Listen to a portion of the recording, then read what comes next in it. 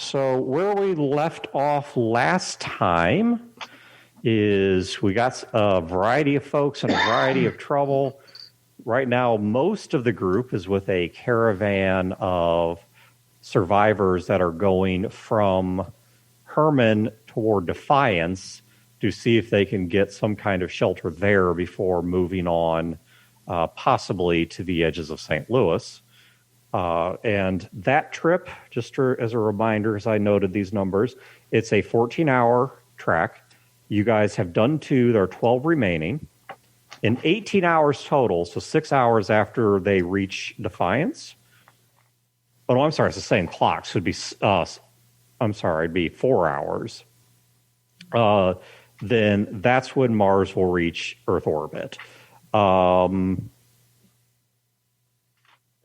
Now, with that said, everyone is with that caravan except Lee, who went back to Jacksonville to serve as an envoy, and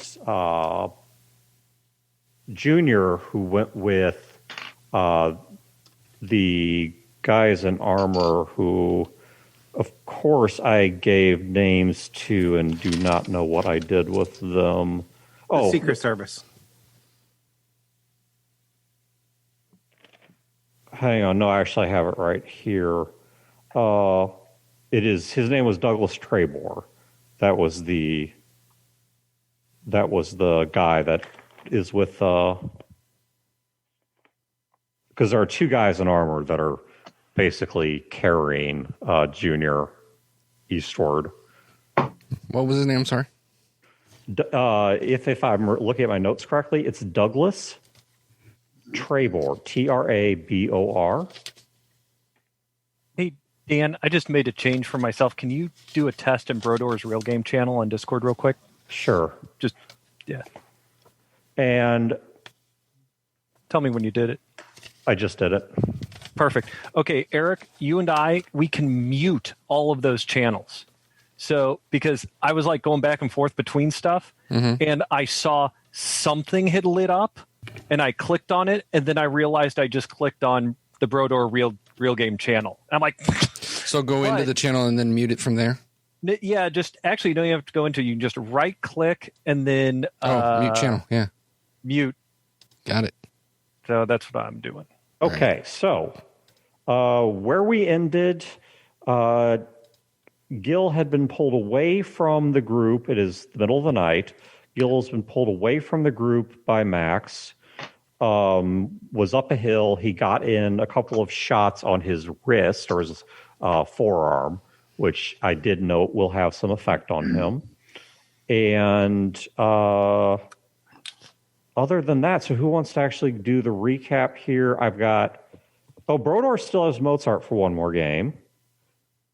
See. But I've got Bach and I've got 9 bullets. So who wants to do a recap?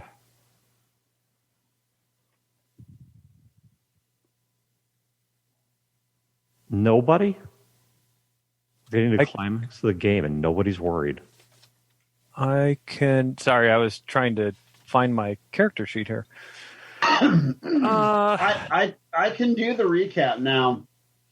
I've got 77, 78, 79, 80, 81, 82. I'll be honest, it's been so long that the last 2 games have mixed together, and I'm not sure if I can say because we last played on 827. Yeah, I remember clearly how it ended, which was with Max grabbing Gil. Yeah. Moses. I started writing the dates at the top of my game session notes. I should have been doing that the whole time, but I suck. Yeah, that's why I wasn't jumping. Actually, what I remember last time was basically we had the rest of the conference. Yeah, you guys had gotten back from that. Space coolant rained down from above and destroyed Herman, killing a ton of people. Well, I tell you what, give me 1 second. I'm going to take a little bit more medicine. Let me mute my mic here and then I'll come back and I'll be all right. So we're going to vamp for Brodor for a second. Well, he takes a bong rip. You know what? So it's kind of I'll vamp here for the audience. So we have been given the opportunity to appear on a ton of platforms lately. Amazon Player FM, all this different stuff, pretty cool stuff, right? And I have put Fear the Boot itself on there. I have not put the AP on there because all that's going to happen is they're going to ban all our shows once the AP, especially on the things like this, start to get reported. And they're going to probably just delist all of our shows. So I have not attempted to list the AP. But Fear the Boot is now, it's the main show. The advice show is now like all over the place. You tell them that he's taking medicine. Okay. So, Brodor, now that you are, I don't know what, your glaucoma fixed or something. All right. I know after I swallow a pill, I have to hack for a while. First of all, I did the recap last time receiving Mozart. So I personally have one bullet and one use, or I have this session of Mozart remaining. Obviously, Dan and I would like to do this because I can't have two composers. So obviously, I only get a bullet. All right.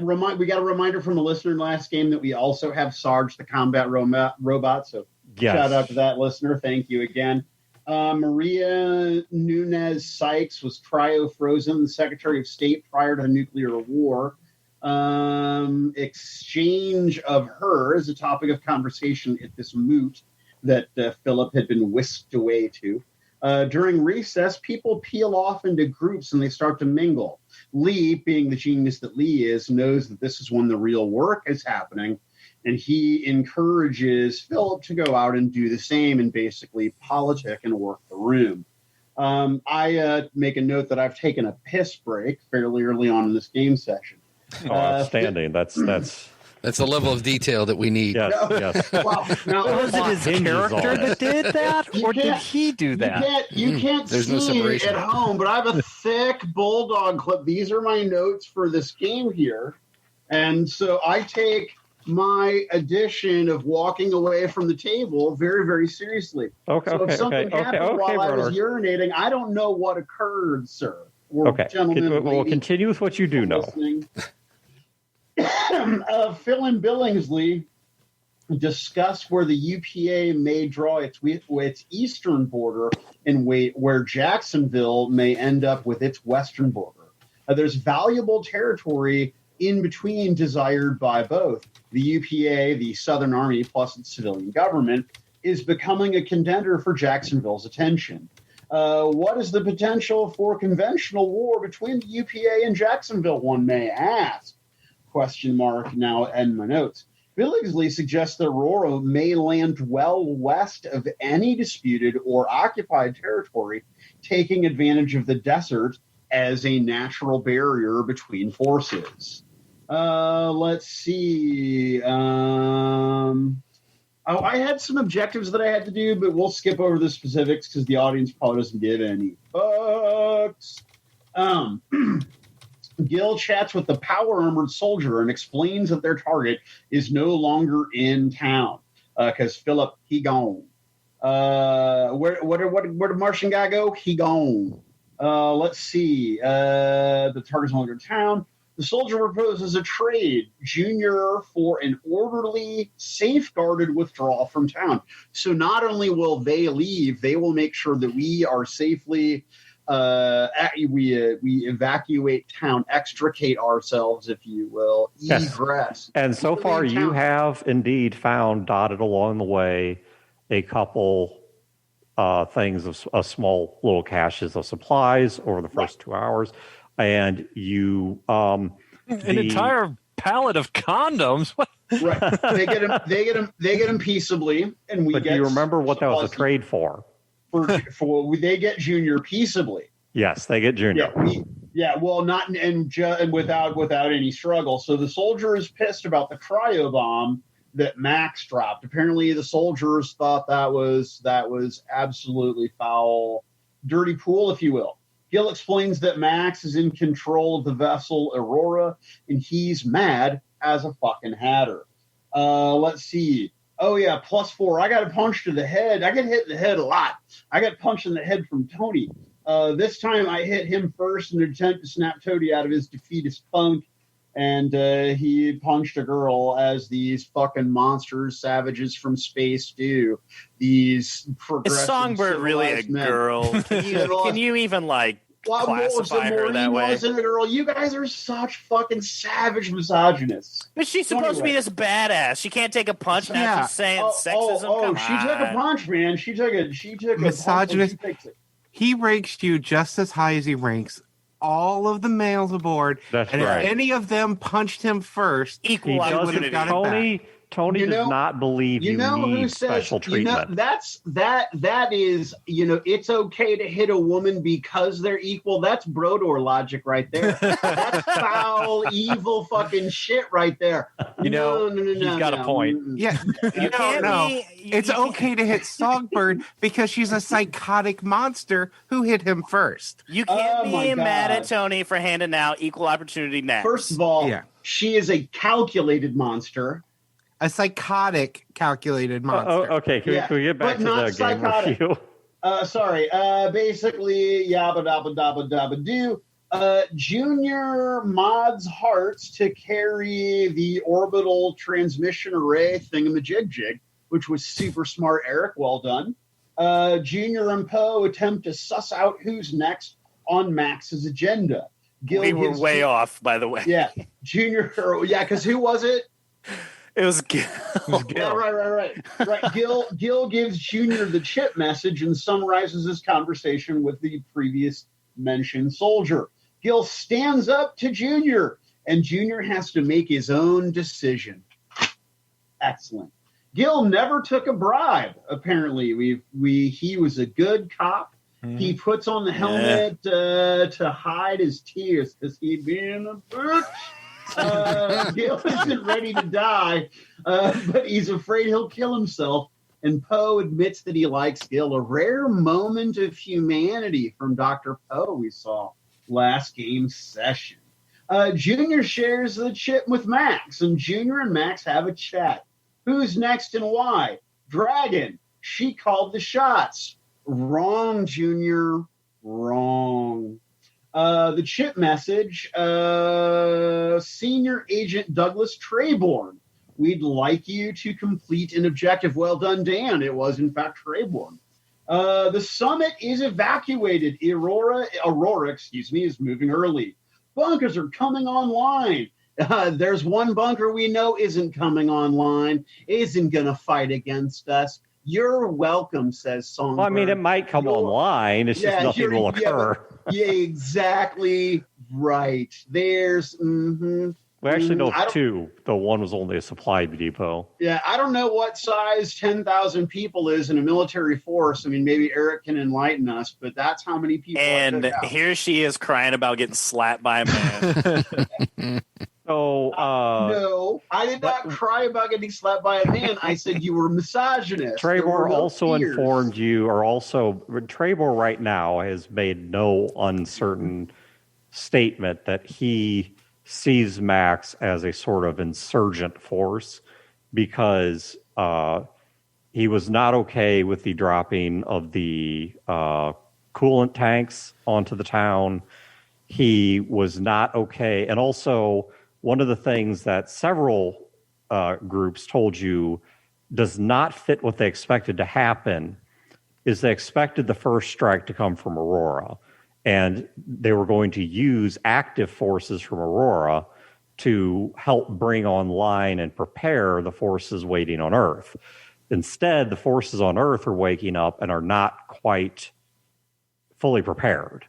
So you have what's causing this and why is still an open mystery, but just a reminder, they're acting what appears to be out of order with the correct plan. Gotcha. So they seem to be at least disoriented, rocked back on a heel to some degree. Yes? Yes. Great. Well, it could be that. Yeah, there's a few possible explanations. Bunkers evacuated, coming online, summit evacuated, bunkers coming online. The civilian government of Jacksonville actually needs Philip to get Temper's militia to perform a delaying action against one of the bunkers that is coming online. Not one of the bunkers that brilliantly was taken offline prematurely by Songbird with a massive assist from her lover Leopard. Formerly living lover Leopard. Formerly solid lover. Yeah, she's now liquid, right? The now much improved a bunker in Leopard. the area. Let's see. The government gives Phil a communications device. So the Jacksonville government has given Philip a communications device. I think that is a key piece of information for us to recall. Lee stays behind as Philip heads off because Lee recognizes, at least this is Brodor's medicated opinion, that Lee recognizes that there will never be a grander stage on which for him to perform, right? That these are going to be the leaders of the new world. And I mean, nothing would sate his ego so much as being, considered among these great minds, right? But again, that's probably just the medication talking. Poe unceremoniously sets Songbird's nose. It really, really stung. And the only time you've ever seen Songbird cry, well, okay, that's not true, but overtly seen her cry is then because it fucking hurt. She asks Poe and Tony to bring Junior to her. Tony suggests that perhaps the Ists have the right of it, right? So Tony's really, really spiraling and even suggests that the Ists may well have the right of it. And, that should be very, very concerning. And Tony could not find Junior because Junior had run off. But, and I don't want to, I'm not going to get too inside baseball. There was a very important conversation that Songbird needed to have with Junior immediately 2 game sessions ago. Junior's gone. And it is. Don't worry. He'll come home when he gets hungry. It's a great source of frustration for Songbird. But Junior walks to the east. He links his goggles point of view to Songbird's point of view for her goggles. Too bad she isn't wearing her goggles at the time. She's convalescing with a broken nose. Thank you, Fat Tony and Gil. Because basically Gil teed it up and then Tony, fucking drove it home. The soldier searches Junior and confiscates his high-tech goggles, his electronics kit, his Jacksonville helmet, his stun gun, and his boot knife. I don't know why I was so fixated on detailing all of that information, Eric, but I needed to write every fucking thing down that they took. Junior and the soldiers discuss Max. Junior dances around why Max is angry because Junior and his sociopathy really, really are super great for Songbird. They're really wicked helpful. And so I just want to say thanks to whatever damage is in your genetics. Let's see here. He tells them that Dr. Mitchell is at a cryo and that Emma killed her. He explains that Emma was imprinted to Junior and that he set her free. And that she in turn sent Max free by killing Dr. Mitchell. Soldier tries to open Junior's eyes to the fact that the artificial intelligences are manipulating Junior, that Max is drowning in his emotions, he's hurt and lashing out to hurt others. Soldier wants Junior as an AI wrangler, shepherd. There are other words here that I won't read. Junior scans Shepard's armor for flaws. Let's see. Philip flies home early from the summit to a war crimes leftovers. War crime leftovers. That like war crime leftovers to breakfast. That's going to be a metal album that I'm. Yeah, I was going to say that sounds like a really good album name. Yeah. All right. Well, we're almost done, guys. We're getting there. Let's see. Philip tells Dragon, Erica, about the plan for Temper's militia to move on a bunker. Dragon expresses that Aurora is doing things in the wrong order, that the drop pods first to protect the bunker assets, and then wake up the bunker inhabitants. But that's not what's happening. We're seeing bunkers waking up and not drop pods landing. Philip contacts Emma. Emma is going to send reinforcements to us, provided that we hold the bunker until morning. So we are on a clock for reinforcements. So there is some great built-in tension for us. Dragon, and this is a quote, if I'm not mistaken, horror is a great weapon of confusion. And Sun Tzu said that war is deception, and confusion is great for deception. And that medicine's kicking in. Doctor wants us to weaponize the ists to do terror tactics for horror and mutilation for maximum. So Dragon wants us to use the ists for maximum psychological warfare. Now, the question is, just for Brodor, is this a bridge that Songbird is willing to cross? Because this is a line for all of us, I think. But anyway, Phil pitches this to Gil, and he objects profusely. Gil insists that Phil conceives a better plan. Gil pitches a full route. Phil calls the UPA government, stating that we cannot take a bunker. Gil explains to Phil that Junior is gone, off with Aurora soldiers. Gil proposes we head to Defiance, Missouri. Herman was ready for winter. The number of mouths to feed has been reduced. Mortars and, super freeze bombs, etc. So they have plenty of food to weather the winter. The math works. Wasn't that bleak and ugly? We flee to Defiance. We find supplies left for us along the route. Gifts from our new Aurora soldier friends. Phil and Gil ask Temper what danger close means, i.e. air support will be danger close to us if we request said air support. And Phil fills Emma in on the new plan. As we trek, Max attempts to abduct Gil. Gil fights back. Gil is able to get off 2 shotgun rounds or 2 shotgun shells before Max disarms him. Gil manages to mangle Max's left arm.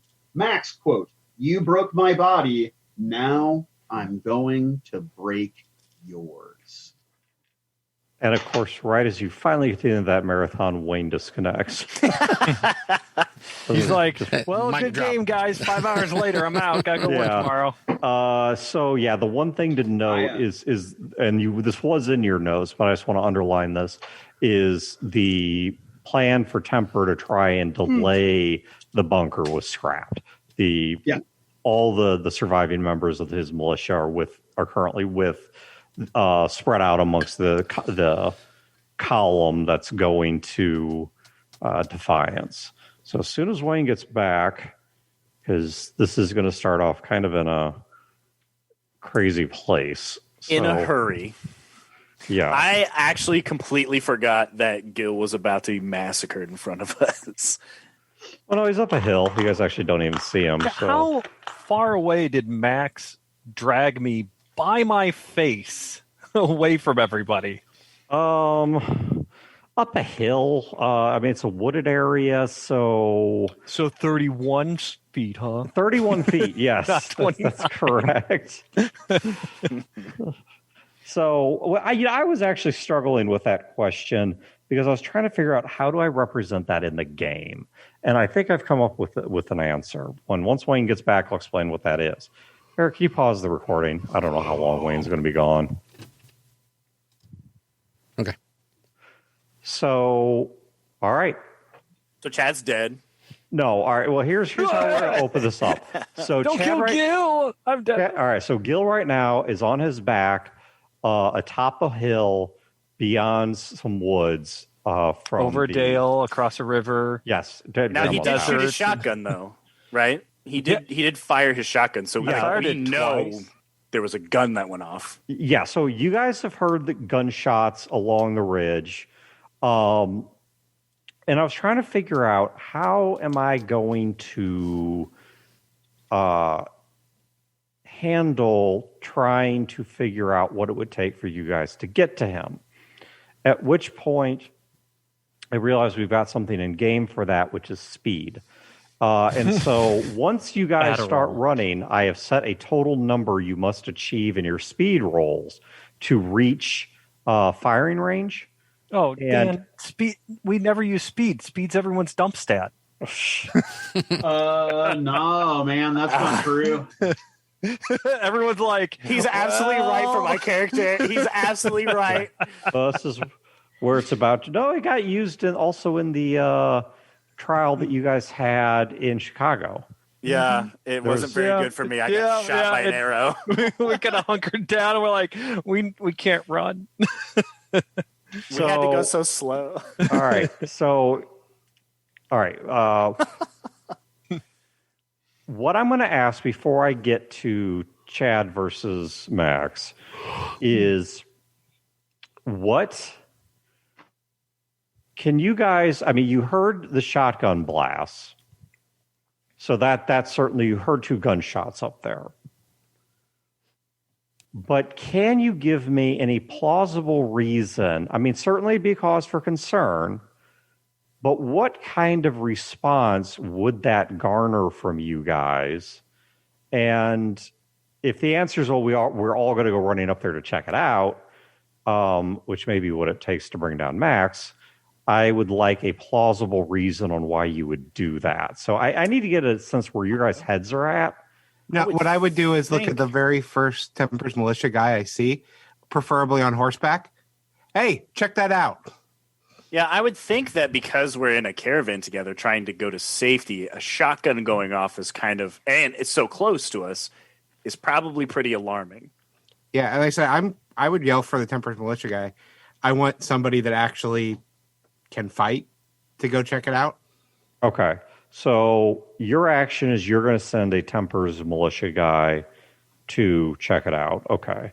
So someone on horseback so they can do a quick reconnaissance. Okay. I think I would probably look at key player head count, like at least people I give a shit about. So since I know Philip has just told some guy to run off. All right. So here's what we're going to do then. So let's see. Initiative is 2d6 plus perception. So, all right, Chad, I think is it or is it speed? Shit, why am I suddenly not remembering my own game? Man, it has been too long. It's also been kind of a weird, well, I'm going to do a negative episode about this, but it's been a weird. I know he hurt Max too, so does Max have penalties? Yeah. Before we get to that, though. I just got to say, I got a boxcar crit. Wayne, rules I'm very check. proud of that because I think that's like the only one I've ever done in the whole game. Suddenly I can't remember what initiative is. No, that's not true. It's 2d6 plus speed, right? Double checking. Why can I Because I suddenly not? didn't have it open.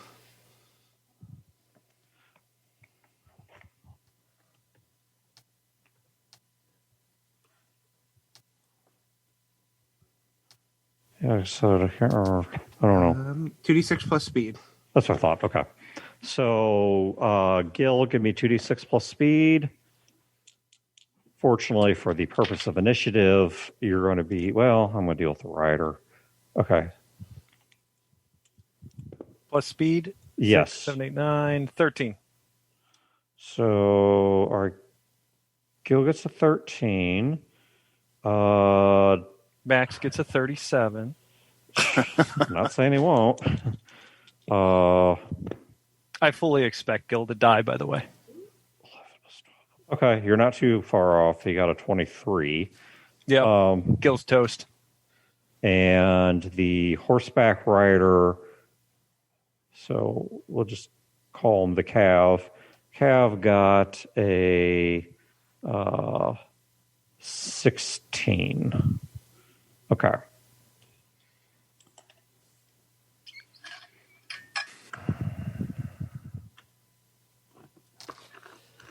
Okay.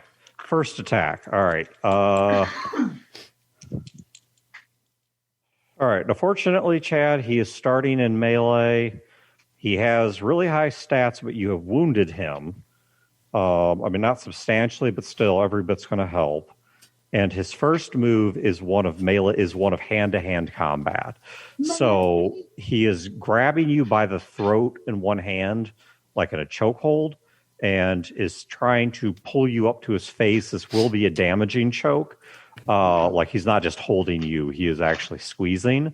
But first we're going to see who wins this. Harder, Daddy.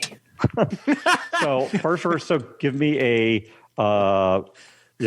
Kraken heads is one of your, Is my competence. and that's your. Yeah, Sounds more like busting nuts is. So all right, so then you get 3d6 best 2 plus either strength or agility, your choice which, and Body. body. I always say strength. And I always call smarts intellect. I don't know. Okay. Well, Max? I just rolled 3 4s, so I guess I'll take the 2 best 4s out of that. Okay. Plus 8 is 16. You actually beat him. Wow. Yeah, Does he get rolled a really pair of threes. Does he get really uncomfortable when I look him right in the eye and go, harder, daddy? Well, no. The joking question is me what in. happened. So he reaches down. You're on the ground. He reaches down. Boom, trying to grab you by the throat and pick you up. You do what? So here's what happens. He has me down. He's over me. I blasted one of his arms, so his arm's all like shattered, but he's got the good arm still. He's got me down. And when he goes to squeeze, like he's squeezing, he's hard, all of a sudden there's a zzz, pop, and like a piece of metal shoots out of his wrist. And it's just damaged. He just can't. It's like it's stuck there, and there's a mechanical failure that happened in his wrist, and it just won't let him. Okay, you shot his left arm. We'll go with he tried to grab you with the left arm, and yeah, it has a temporary mechanical failure. So he goes to grab you with it, and right as he's about to, like he's able to get the arm down there because that's shoulder and elbow, but right as he's about to try and squeeze, yeah, he's getting feedback, like negative feedback from his own arm. Chad, you do see parts rearranging themselves, so he may be self-correcting this, but for the moment, he reaches at you and is unable to connect. All right, now, horsey time. Okay. There is a cav on its way. It has not reached you yet. All right, but it actually made really freaking good progress. But hope so. He's on a horse, isn't he? Yeah. Jeez. Yeah, the guy coming to check it out is on a horse. Okay. And what I'm doing is there's a total speed number, and this is something we actually need to add to the rules. Is you can have long-term objectives that you whittle down with rolls. So in this case, I set the distance at 40 for firing range, 50 for melee range. That's the amount of total speed he has to accumulate. And on his first roll, the guy on the horseback who's galloping got a 24. So the horse did, I should say. He didn't, but the horse did. So the horse covered basically half the distance in one attempt. So, because max dragging a gill is not all that fast, especially. I mean, it's faster than a regular human could do it because of the strength, but it's not all that fast compared to a horse in a gallop. Okay, so Gil, it is now your turn. This hill that we're on, is it just like a little rise, or are we talking how steep is this thing? Well, I mean, okay, so the river banks along the Missouri or Mississippi. I mean, you've seen them. It's how they're, because from the flood stages and such, there's a valley that surrounds them that's usually, in terms of altitude, let's say maybe 20 to 40 feet above the river itself. Though, of course, because it's not a straight up cliff, let's say it's maybe 100, 150 feet from where the column is. Okay. But there are trees there, so it's also the middle of the night. So it's even at relatively near distances, what's going on is a bit obscured. So I'm on my back. Is that right? On the ground, yes. Yeah, on the ground. Like, what is it? This is just a rules question because I haven't read the rules. What does it take to like get up, or at least get up on one knee, or he failed his? You can just declare that he failed his attempt to grab you. So he does not. unless you're going to actually re-engage him physically, he does not get a roll to fight this because he has lost. Gotcha. He has lost the grapple. Initiative, not the roll initiative, but the sort of concept. Yes, the concept of initiative. The grapple is over because his wrist locked up. So you are free. You can simply scoot away from him and stand up. That is simply your part of your action. I mean, you can do more than that. But okay, cool. Yeah, because I mean, depending on the system, like I stand up. Okay, you're done. Next person. No, I mean you're not. It's not. I mean, if you were like I didn't know how deep tied in the up in a weeds we're net, going. then maybe Sure. But no, all you have to do is roll to your side or just kind of back do a bit and then pop up. So I mean, right, just kind of do the roll pop. That's what he does. He kind of rolls with the hill down. I mean, he's not like tumbling, right? But he kind of like rolls with the hill down and pops up. He's like a little ways away.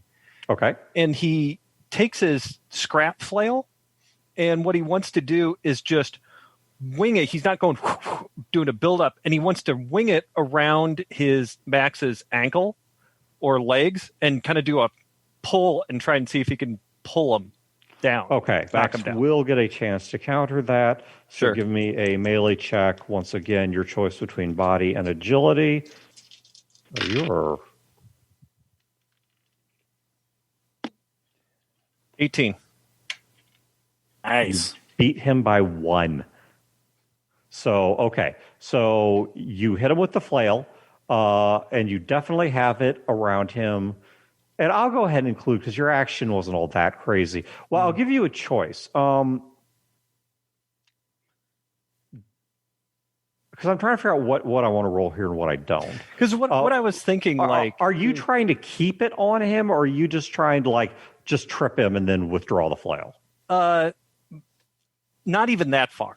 Basically, how this was like, if this worked, how this kind of like looked like in my mind was, he kind of rolls back, and as he's rolling back, he pulls out this flail chain thing, and it kind of like sloppled the chain. It's not like a kung fu movie where the chain's on wires and stuff. Right, it kind of like falls out, and he's like, oh shit, and he just does a wide arc, and he's a big guy, and he just you're puts sweeping his legs. Yeah, sweeps him, and he like wraps his lower, not his ankle part, but his he wraps his leg a little bit, enough to where Gil sees it, and he just gives a heave ho pull. And if it were on like concrete level ground, maybe it wouldn't have worked. But it's like on soft, muddy. Yeah, well, I mean, you could pull his leg backward because you said you rolled downhill, so he's uphill from you, so you could just pull his leg backward to pull it out from under him. Right. Okay, and you just kind of go splats down. Okay, so you succeed, and he falls forward onto his face. So, okay, thus far things are coming up Millhouse. Okay, for his action, and you will get your roll on this. Max is, I guess I should explain for the audience. So there's a combat move called a screwdriver.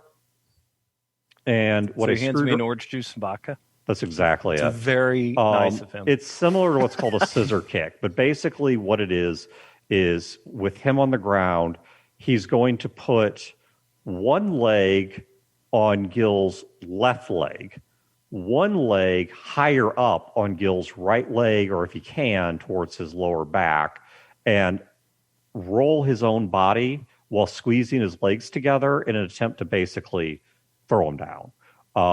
Like an MMA move. Yeah. It exists in several martial arts, but it's sometimes called a scissor kick. It's sometimes called a screwdriver. I realize they're not exactly the same, so people. That's okay. Next round, I'm putting him in the Boston Crab. Okay, so he is attempting to throw camel you clutch to the ground. Figure four. So all right. And he. Well, okay. Let's handle one thing at a time. Wow. All right, Chad, give me your check. 2d6. That doesn't sound too good, Chad. Do well, please. Do what you can. No. Oh shit! What am I rolling against? 3d6. 3. That's 2. Plus body or agility. We'll go with the 18. Okay. Hey. Chad, he attempts to scissor kick you. You win the exchange. You can choose to step out of it. You can choose to make an attack of your own. You're Can in I- charge of the grapple. I'm gonna throw something out there. You tell me if this is an all before breakfast too many things, and I'll Okay. pare it back happily. Okay. Basically, Gil pulls him down, splat.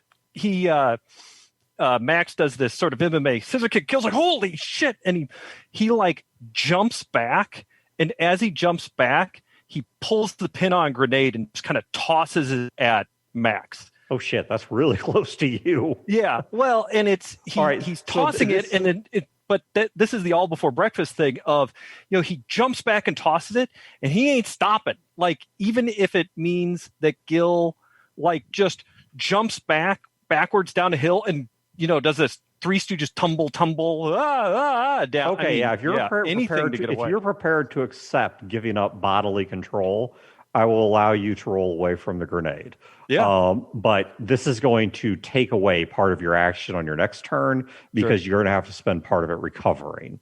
But you are able to roll away, and I'm going to give you the ground is going to serve as additional armor to you when taking the grenade blast. Wait, can you make a note on that? That ground cover as armor is something I need to add to the rules, especially for explosives. Or you can just put cover as armor for explosives. I need to write the rules on that because I've been using them, but I've not described them yet in the beta. Okay, so all right. So first of all, you lobbed a grenade at him. If this is the only place you've been getting these grenades is from the old army stuff, and those grenades are not timed; they're impact. So the moment that grenade lands, so basically you are falling and rolling while the grenade's mid-flight. So when this grenade lands, it's going to immediately detonate. And so, all right.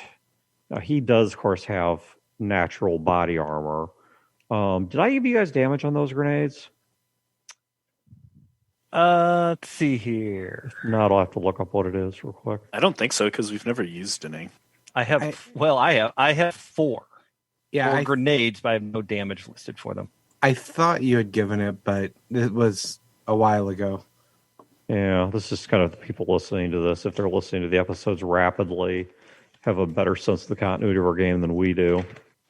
Well, I tell you what we're going to do. Now, this is not one from the rifle, right? This is a full-blown hand grenade. I have listed 4 grenades, and I have a grenade launcher, and I don't have the differentiation between the two. And I had grenades. Yeah, I've kind of lost the plot on the grenades. Yeah, my grenade tracking, the number in the inventory is there, but like the line item description is not. Yeah, okay, so I've kind of lost the plot there. So I tell you what, I'm going to give you the high end of that. I tell you what, I've got 4 grenades. Let's say 2 of them are pull, pin, and throw, and 2 of them are jack in and launch. Okay, and then we'll just. Yeah, and the grenade launcher on the rifle actually holds multiple shots, so both of those are in there. But the rifle's all like slung and. Yeah. All right, so let me. I seem to be missing a page of my own notes. So Dan, you don't have cover as armor, but you do have it as penalties in to hit. Yeah, but this isn't to hit because I did this also with the mortars. The farther people got, and if they went face down, I treated that cover as a form of armor. So this is what I've been doing in the game for that. Because the issue here is not whether it hits him. I tell you what, let's just take this one step at a time. All right. So, Chad, I know you have a pretty substantial amount of armor, don't you? Like a full body suit. I've got the full body 10 armor, negative 10. Okay, 10 points armor. Okay, please also roll 2d6 for what the ground cover is giving you. 4. 4. Okay, so you are getting a total of 14 armor. All right, so here's what I want you to do. I want you to roll 4d6. This is the amount of the blast you're taking. And there's going to be another die added for what Max takes because he's right under it. I'm sorry. What did you? I was updating my character sheet. What did you want me to roll 4d6, add them together. This is the damage you take from the grenade. Ah, okay. Jesus. Well, he's got the 14, so that's should. I rolled really low, actually. 5, 6, 7, 8, 9, 10, 11, 12. Okay, your armor fully absorbs it. Between the ground and your armor fully absorbs the blast. Okay. 2 2s, a 3, and a 5. All right, so now with that 12, add an extra d6. This is what Max takes, though he also does have a natural body resistance. Is it just me or is Chad frozen? Looks like he's frozen. He's frozen. Yeah, he went off. I don't even see a picture. God does not want this game to happen. God is apparently enraged as the dice are saving Gil.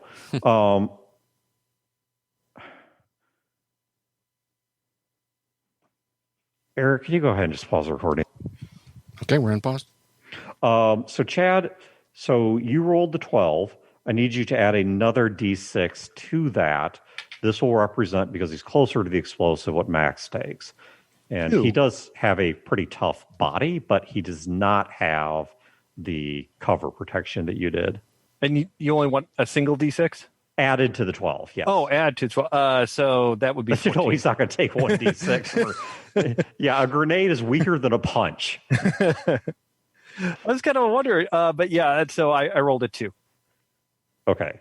So, all right. All right. The grenade goes off. I am aware of what happened and how this affected him or didn't. But where you are, you have no way of seeing this. Yeah, you're okay. So that was Max's loss of initiative. Okay, the Cav. All right. The Cav, Chad, Gil, while you were laying on the ground, The horse ran over me and I died. Yeah, that's pretty much it. Your head was crushed under a hoof and you're dead. It is kind of how he would want to go, to be honest. So, yeah, Being stepped on by a horse. They're noble animals. You went out like you lived, just BDSM style, choked and stepped on. It's Gil's best day ever. All right.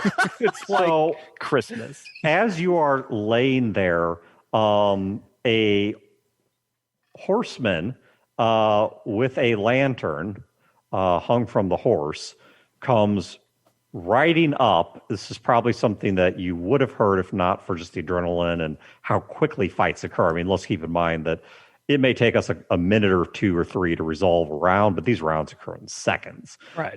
And so a horse has come riding up in front of you, or kind of not blocking you, but sort of like getting in the way of the melee. And the rider is holding a rifle, and he takes a shot at Max, who is currently still prone.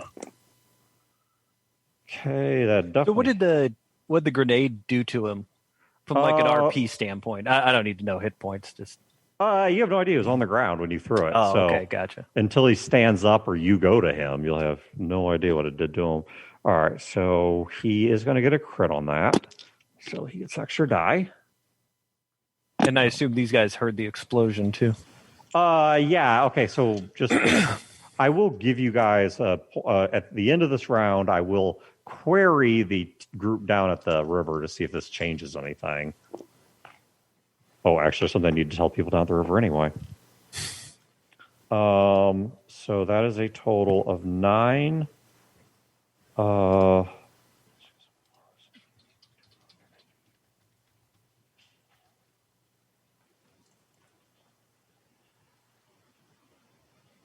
interesting. Let's explain all this. This is unfolding in a somewhat interesting way. So that's 10. So 4 points to the.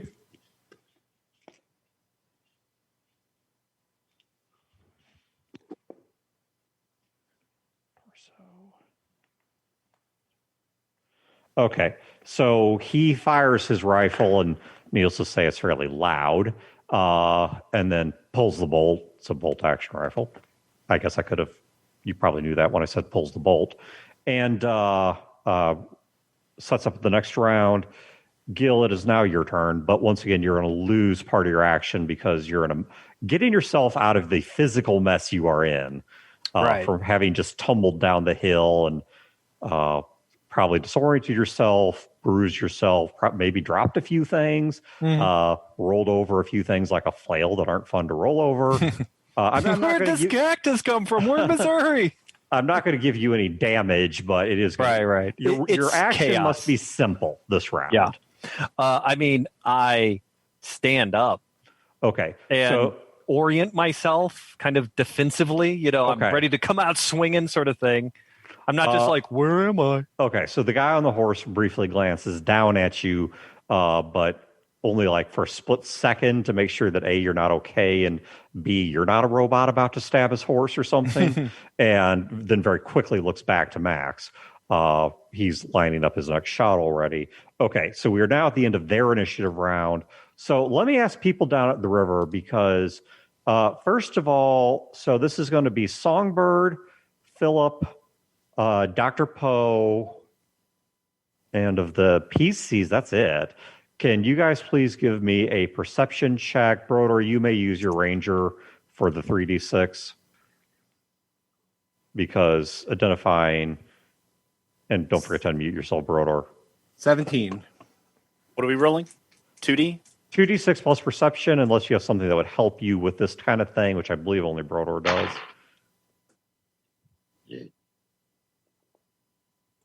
And you said perception, Dan? Yes. For you, right. it's 3d6 best two. So, and again, I have a -8 blunt force trauma because I got punched in the nose twice. And if I wrote it correctly, it's -2 perception and -1 speed. Does that sound right? No, it's probably going to be higher than that because you got punched in the face for a total of 8. Though I mean, it is. Yeah. Well, that was 2 hours ago. She was coming right at me. Yeah, I mean, this wound's going to heal a lot more quickly. I mean, this wound's disappearing. I mean, once again, it's not like they punched you. They didn't hit you with a club. You received excellent medical care. It is healing faster. Yeah, so don't worry about it. Don't worry about it, Broder. You're going to have enough problems here in a moment. I got a 17, by the way. All right, then I am an 18. Okay, Waynard? 17. Okay. All right. Brandon, so Dr. Poe, and Wayne, so Phil. The two of you, from where you sent that rider, you hear a hand grenade going off, which is It's a loud bang. It's not a reverberating boom, and it's not a fireball like in the movies. There's no fire. It's just a shock wave and a bit of smoke. It's a very quick bang. It's I don't want to call it a pop, but it's a very quick bang. It is not this rolling thunder, like you're going through the shock wave of like a massive aerial bombing or something. So, but the point is, I mean, you guys have heard grenades before. I mean, hell, even within the past 24 hours. So you know that sound was not a gunshot. And then immediately after that, you then do hear a gunshot. So that's what you guys hear. Because Brodor got up to the next thing, Brodor, I'm going to send you a real game note. So my question to you two, I'm going to give Brodor a moment while I type this up. Is this changing anything about what you're doing, or are you guys just letting this resolve itself? I'm telling everyone basically to get down, get into cover, trying to get the convoy, like make sure that there's trees between us and where the explosion was at. And then kind of leaving it up to Temper to order his people, whether he's sending them out or not. Assuming Temper's still alive. Yeah, Temper's alive. Okay, I wasn't sure who did and didn't survive the Great Freeze. So yeah, that's all I'm doing. I'm trying to I'm worried about the people in the convoy and trying to keep them safe in case we start getting gunshots coming from above. They're like the location, isn't it? It's not where we could see, even if we could see in the dark, right? Like it's on the other side of like a hill. Yeah, you'd have a better view. I mean, you might see like the rising smoke from the grenade or something. You'd have a better view of it, but yeah, it's because of the trees. Either way, it's obscure once it's not like there's a whole forest between you, but it's enough trees to obscure your vision. Okay, because I have one of those helmets, so I have technically night vision if I wear it, I guess. But well, no, it is night vision. But I don't know if I would have, unless I noticed that Gil was gone. I don't think I would have headed that way. How many people are in this convoy right now? Like, would it be Hundreds. plausible that I would know? Oh, okay, if it's hundreds, so there's no way of me knowing that he's actually. Well, see, I mean, I'm thinking maybe gone. even closer to 1,000. I mean, it's a lot of things went wrong in that aerial bombing, but Yeah. it was not. It caused more horror than it caused death. Well, there are enough people indoors to survive. Sure. But I mean, some people, yeah, it caused a significant, but yeah, I mean, upper hundreds at least. So yeah, it's just fairly, and some of them are on the river. Some of them are walking on land. They also have boats loaded up with a lot of supplies. Some of the boats are actually being pulled by a paddle boat. If I knew it was Gil, I would head towards. But because a militia guy already went, and I'm assuming like there's going to be more militia now because of the explosion, I'm going to assume that the militia have it. There's no need for me to go. Well, I mean, you're not a fighter. In No. fact, you've even tried to fight, and we've stopped you Yeah. and said, no, you are too important. I'm a pretty good crack shot, but I say, you're actually I, the best shot we've got. But I typically don't. I typically don't do much, and I think because we have militia, it doesn't make sense for me to go. Right. Okay. So, and Wayne, what was your request of temper? You're on mute. You're on mute. I'm just generally assuming Temper is going to, at this point, command his people. And I'm trying to get everyone, basically making sure everyone in the convoy gets under cover. Okay. Temper, he is going to spend this action. They will not complete it this round. He is spending his action running back toward more of his horsemen. You hear him give the order, though they will not be able to act on it this round. He's sending 2 more men up the hill, and the 2 horsemen that are towing one of the light field pieces, they are being told to dismount and to set it up. Oh, Jesus. And when I say light field piece, let me be clear. This is not some gigantic World War II. It doesn't have to be big.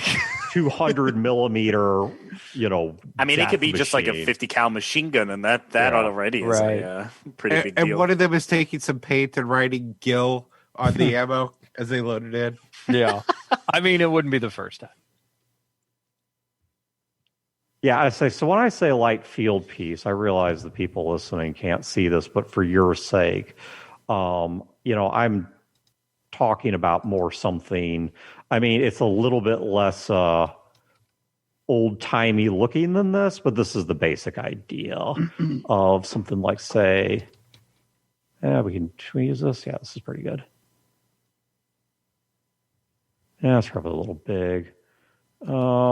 That's what she said. No, God, I she's hate- never said that. I hate that joke. It's funny. I don't know. It's one of those funny jokes- like once. It's funny once, or if you keep on doing it eternally. But it's not funny in that middle phase. Right. But it becomes definitely funny when also you all watch about- people become unraveled because of it.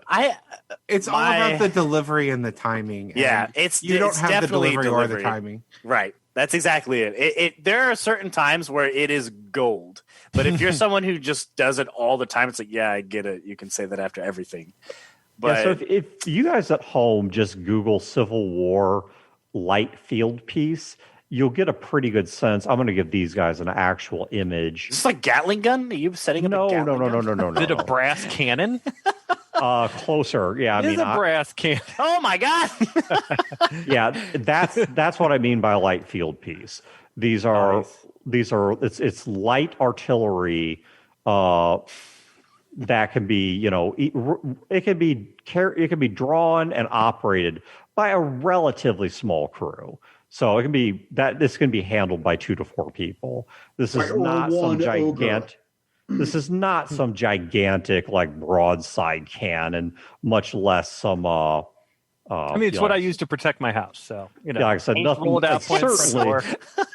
You have to load it with grape, though. You can't load it with, you know, big round thing. Too much property damage. well, okay, so theirs is a little bit more modern than this. They're not shooting cannonballs. They So they are didn't get it from Grant's Farm or Jefferson Barracks. no, they are shooting shells. They're shooting But- plasma shells. That's how advanced it is. But I wanted you to get a sense of that. This is the look They and just like that size, old school but vibe. it does shoot actual shells. So, So it's a little bit more like a mortar, but yeah, maybe I can. Let me see if they did something similar in World War II. Yeah, apparently they did. So, Dan, who's using this piece again? That's Max's cock. yes, that's correct. He just On two. unzipped. I'm too medicated for that. I'm going to need you to be real. Gil's face is very acquainted now. No, He can Tempers describe it. Militia is setting this up. Okay, perfect. And they're turning it. Yeah, okay. So like, here's a World War II one that used shells, but you get the same. I mean, you get the idea. It's same thing, just more modern. So, but this was a Japanese light field piece from World War II that used shells. It's very happy to see you. So, okay. So anyway, let's get back on. So that's what they are doing. So Tempers Militia is currently 2 more horsemen have been dispatched. So I'm going to put them at the end of the round here, and next round they will begin their run, and the artillery people will begin their setup. Okay, so that takes us back to the top of the initiative round. Max stands up. You notice a couple things. That when the grenade went off, it shredded his body. His outward cosmetic exterior, and it's not just his outward cosmetics, but I'm going to start with that. The skin is ripped. His hair is mostly either burnt or hanging off. His clothes are torn. He is blackened. He's sparking in a few places, and his movements are a bit jerky. You notice that the thing that is open on his left wrist appears exacerbated. He does not appear to be using that hand except as simply a fixed extension of the left forearm, so he might prop himself up with it. The hand's not moving.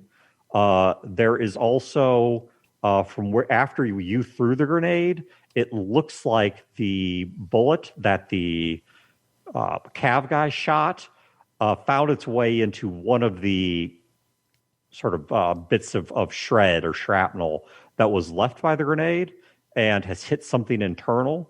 And there is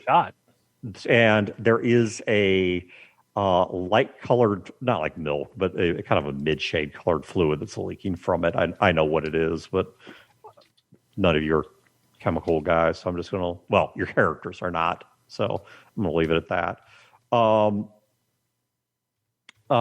So Max spends his turn.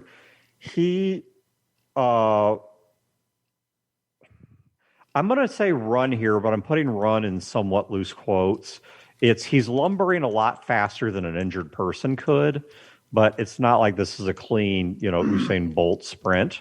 But he runs to jump behind some trees. He is going toward where he threw your shotgun, Gil. All right, so I'm just checking his speed to see how much distance he got. He's a dick and a thief. Okay, so he did get some distance up. The Cav or either of you could cover that unless you're Well, just what you're trying to do. But he's right there, but he is simply out of view temporarily. But you know he's right there. Okay. The Cav guy is going to have to make a perception check to see him.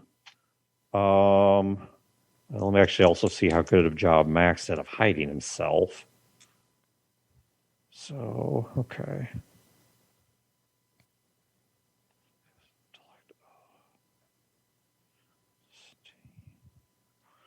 Pretty damn good, actually. This guy. Okay. The Cav guy rides up that direction, has his rifle up, is nudging the lantern with his foot to try and, keep it angled where he wants, but does not appear to be finding Max. So I'm going to delay his well, now I'm just going to leave him where he is in the initial round, so he does not find him. Okay, Gil. You have a full action. Max is up the hill and out of view. Okay, I want to start moving back towards the caravan and other people. Okay. Do I have to go through Max for that? Because Max is up the hill. Max is higher up the hill. All right. I am basically running for cover in the direction of the caravan, and while I'm doing that, I'm dropping the half mag out of the assault rifle and putting in a full mag. And okay, please note that in your inventory. Yep. Because you guys do not have a free flow of these rounds. Nope. Yep. Already did. Okay. That takes you're reloading your weapon and moving back down the hill. Are you just trying to run to the caravan, or are you trying to actually take a back cover and get a new spot? What is your exact goal here? Gil is going for cover in the direction of the caravan. Okay. If that makes sense. Yeah. The priority is cover. The direction is away from Max towards people with more guns. Okay. So you're not all the way back. I'm going to put down here you're 10 points closer to the caravan, but you have gotten hard cover behind a fallen tree or what's a doodle. That's what she said. Sure. Okay. No, that wasn't the time, Chad. Damn it. The Cav guys 2 and 3 now. How far do they make it? Okay, so he now has 26 different distance from the caravan. This guy's horse apparently not quite as fast, but still pretty fast. Okay, so these guys one of them made it over halfway, one of them made it just under halfway. Okay, the artillery team. How quick are they in setting up their field piece? Upsettingly efficient. They right now are they have got it turned around. I mean, it's not big, so there's a team of they've gotten several people on it. They've turned it around. They've changed the tires. They fueled it up. Yep. That's its full pit stop. They rolled shockingly well. They are currently both prepping the shells while another team is doing quick calculations to sight it. This thing will be ready to fire next round. So nice. All right. That is the end of the initiative round. That takes us back to Poe. Wayne, you're muted, but it is you, Phil, and Songbird. Yeah, I'm not doing anything different. Yeah, I'm waiting it out. Yep. All right, I spring up, right, and I grab my SMG, make sure my mag's ready to go, do all that sort of, cocksure field prep thing. Make sure I've got that last EMP grenade, and then what's Dr. Poe doing? Nothing. Doc, you should take cover. Oh yeah, okay. Yeah, I'll say I wasn't even doing that. I was just kind of sitting around waiting for everybody to move, and then you say that, and I'm like, yeah, all right. And No, I'm just Doc, kind of lean down. No, Doc, listen, something's coming. There's vehicles. Something's coming. Something's going on. Vehicles. Can you hear that? I heard the explosion. Okay. Hold on a second. Should I tell Phil? Yeah, you absolutely should tell Phil. We need to sound an alert. Okay, that's it for your guys' round. Chad, with Gil's shotgun, that was This is the riot gun he got from the police yeah. station where we met the big snake kid. So it's not quite, but almost sawed off, and it's loaded with buck. Old Right. reliable. Yeah. Okay. Well, that actually is important given your distance from this guy. Mm-hmm. It is a 12 gauge. I even have it. It is a 12 gauge pump riot gun. How many shells are in it? I fired 2. Because Gil has the rest of the ammunition, not Max, that bastard. They're all over the board. I have an 18 and a real life. I have an 18 and a half inch barrel, which is just barely ahead. It's 5.5 inches plus an infinitely small amount away from being a sawed off. So, I mean, that's probably the type of shotgun you're talking about. Some of them get stopped at 3. It's a police, so they don't have a choke. Right. Well, the choke would be inside the barrel. I know what you mean, though, an ammo choke. Were you saying yours is clip fed? No, mine's not magazine fed. It's a pump, but it holds 7 rounds. It holds 7 rounds plus 1 in the chamber. So a total of 8. I would even say that the barrel is shorter than that, than what Brodor's holding up. How many Brodor, for the audience, Brodor has a shotgun that he's holding up. How many shells does that hold, Mike? So it's got 3 inch buck in it, so it's only going to hold 4, right? But dude, I have 3 inches. Dude, right? Okay, so I'm trying to make simply a point for game purposes, not measure wangs. But the shotgun I've got takes Magnum 12 gauge rounds, so the 2 3/4 to 3 inch shells. Right. And still holds 7 in plus 1 in the chamber plus 4 in the stock. So, Jesus Christ. Yeah. So the point is, you could sell me on any number between 2 and 12. So I tell you what, how about I roll? Well, you know what has between 2 and 12? Give me a 2d6 roll. This is its total ammo capacity. 6. Okay. So it has 4. It's got 4 still in it. Okay. So I'm going to put 4 little boxes here. That represents the 4 shots that Max has access to. Okay, so now I have 12. Very particular about my SOG inventory. Okay, so Max does fire one of them.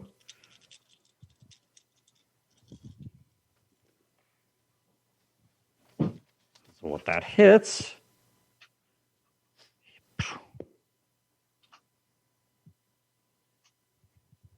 Okay, he fires the shotgun. There is a very, very sharp spray of a lot of blood, and he slumps over and falls off the horse. Ugh. But the horse is okay. Yeah, the horse is fine. He just put he just put something like 20 some odd points of damage into this guy's chest. Yeah, leave the horse for Gil. He's got an affinity for killing those. Okay, so Cav 1 is now out of the initiative round, so he does not get a turn. Okay, Gil, it is your turn. I see that. I dove for cover.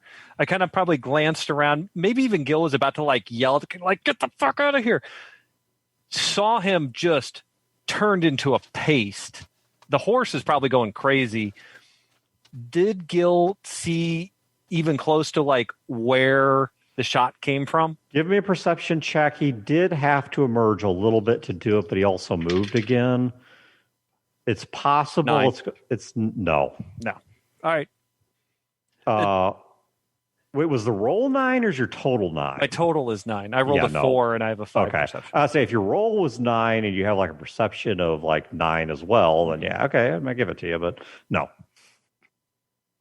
I mean, you caught for a split second the bright light of the muzzle flash, but it was so bright that if you see a sudden bright light in the Right. darkness, because of what it does to your eyes, you actually have trouble Well, seeing the exact origin. It's night. There's flashes. Gil probably can barely hear because of all the explosions and gunshots. Yeah, He's probably mildly concussed, and so shit is going crazy. He just saw this guy get cut in half. Gil is running for it. Not a blind panic, but he is getting the hell out of Dodge. Okay, so you were falling back down the hill. Yeah. Okay, so that's half your action. So I'm going to put you are now at the middle distance between Max and the party, or the caravan. Okay, so Cav 2 and Cav 3. All right, so Chad, you actually reached them. So in going down the hill, there are 2 more horses coming up the hill, and you actually intersect with them because they're already far enough to be where you just reached. Do you intend to say anything to them, or? So they're like right there. Yeah. I kind of roll up on them. I assume they stop and, They at least slow down a bit. They'll slow down a bit to see what's. As I'm running towards them and by them, I'm like, I'm pointing up there. I'm like, Max is up there. He's got a gun. He just killed this dude on a horse. Don't go up there unless we got some serious firepower. One of them says, well, we need to form a line here then. Slow them down from getting to the people. Okay. And I assume these guys are getting off their horses and. Unless you argue with them or scream at them or flail one of the horses or whatever. No, Okay. I line up with them. Okay, so they drop off their horses and they smack their horses, just the slap to send them away, and they are taking cover behind trees, rocks, things like that. One of them to the left of you, one of them to the right of you. They're basically trying to box in the little bit of clearing that's here that their horses were running through. So you still do have now once again, dark foliage, total mess, but you do still have a view of the crest of the hill. So, okay, so Cav, these 2 take cover with you at the midpoint. Okay, the artillery team is set up. They have loaded a shell, and they are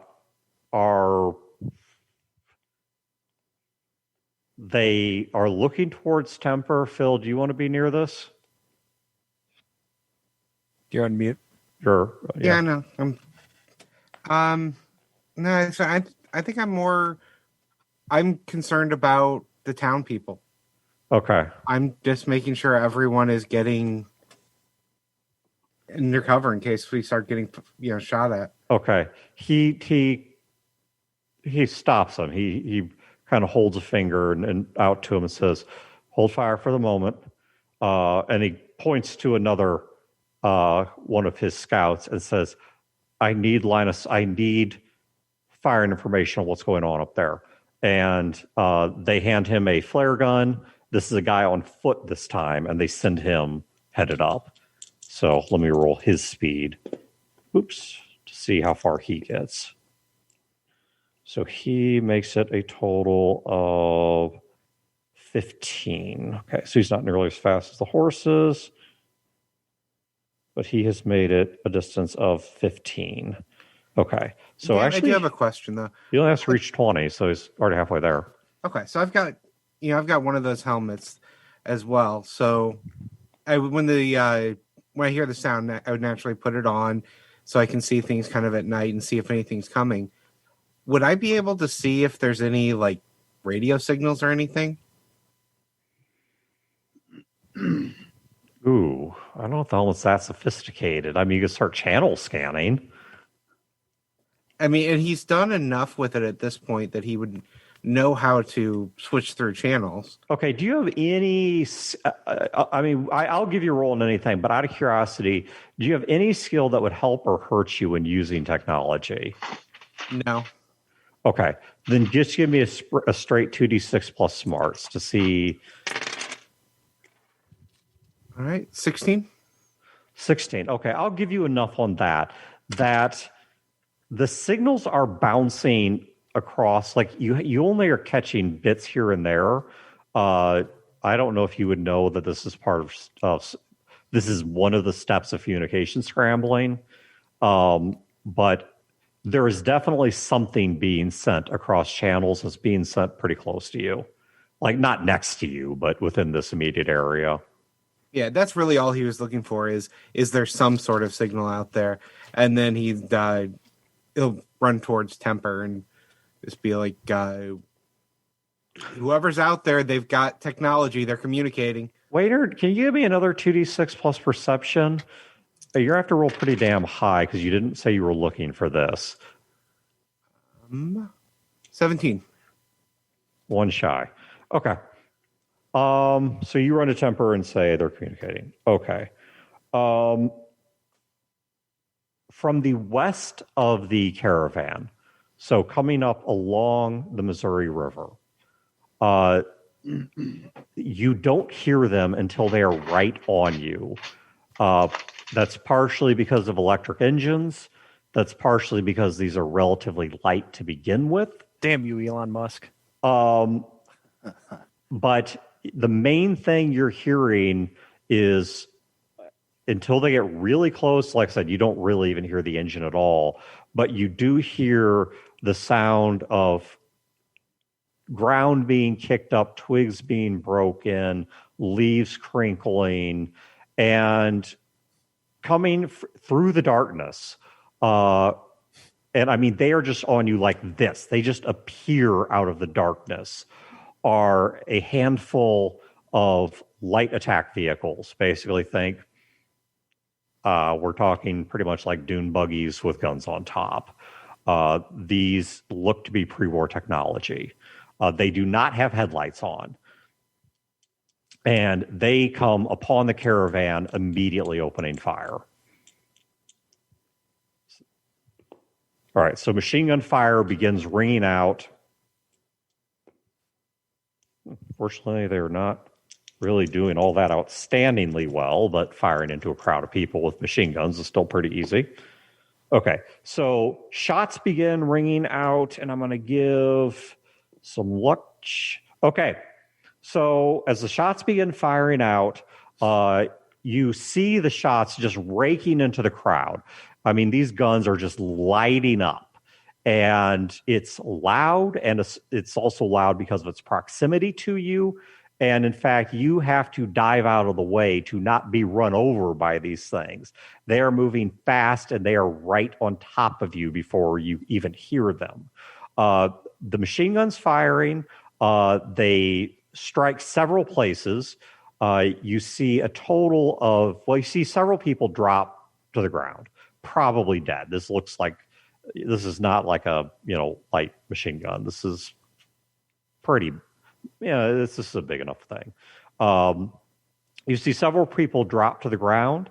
The ones that you are quickest to notice is two of the four artillery crew drop, and Temper's body hits the ground without a head. He'll need that. Somebody take his wallet. Well, he's not going to need anything at all anymore. Okay, so let's go to. Oh man, that's awesome! It's almost Halloween. It's like a free jack-o'-lantern. All right. I don't think the head exists anymore. He needs a little head. Okay. All right, back up to the top of the initiative order with Max.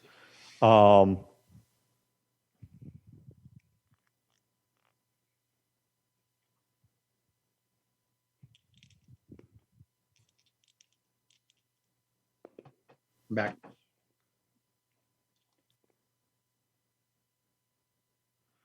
All right, Chad, I need to figure out exactly how hard it is to hit you at the moment. And a lot of things are going to be working in your favor. Okay. Base of 6. This is at least one range category out of optimal. So I'll give that a 9. Yeah, I didn't have any slugs. You have, it's not the shotgun. Anyway. Oh. You have heavy cover. That takes you up to a 15. The visibility doesn't affect him because of the way he sees. Both the target and shooter are currently still. So that's... no, you walked last round. Max, however... but Max is holding still this round, so that's 12. Okay. I don't think this is actually going to hurt you, but...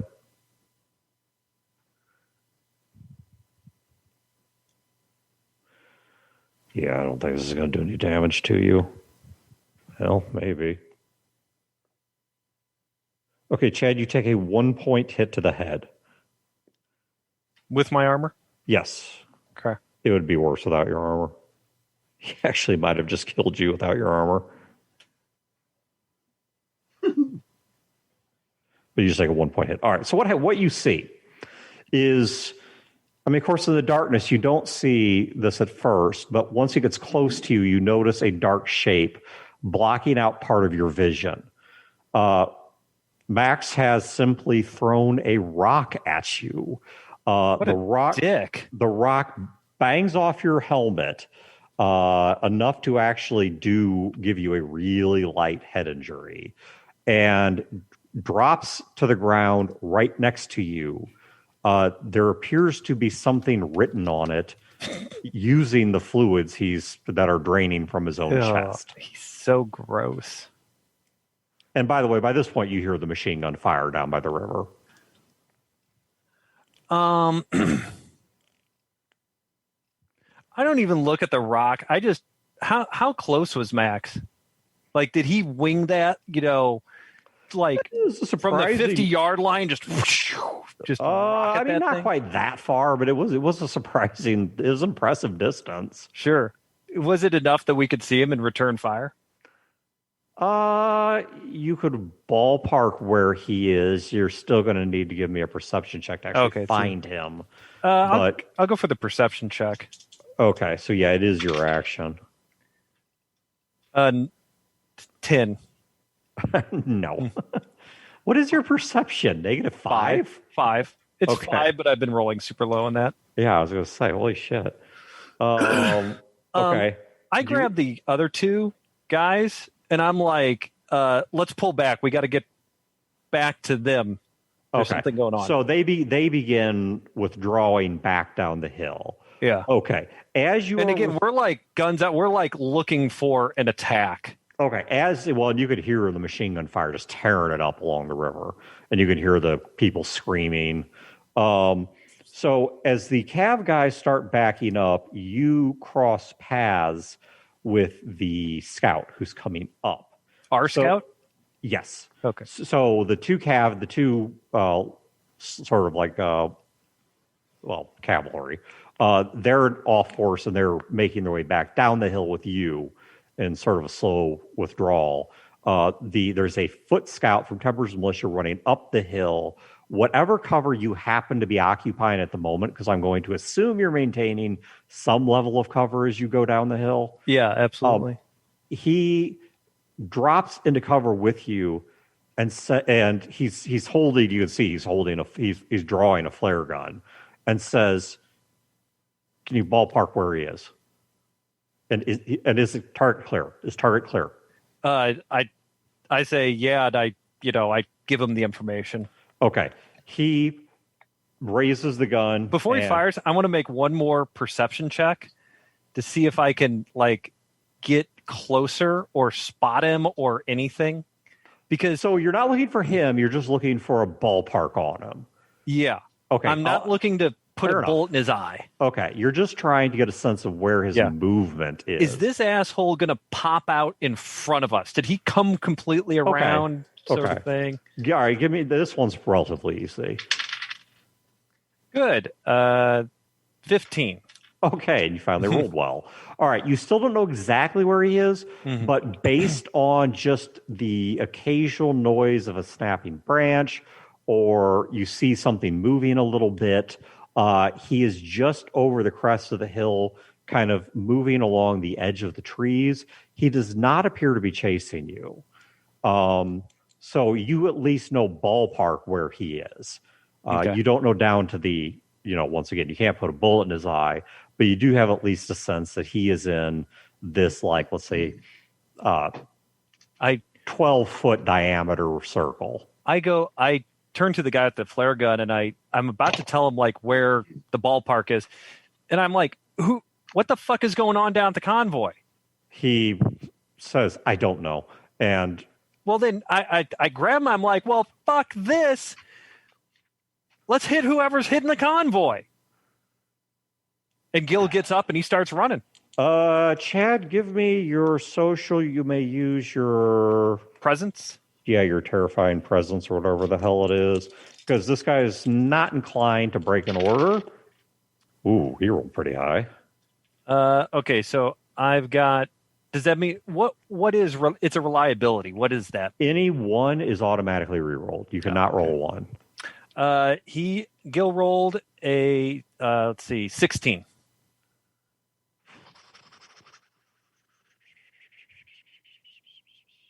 It's a re-roll because you tied him. I was trying to decide how I wanted to handle that, but let's just keep it straight.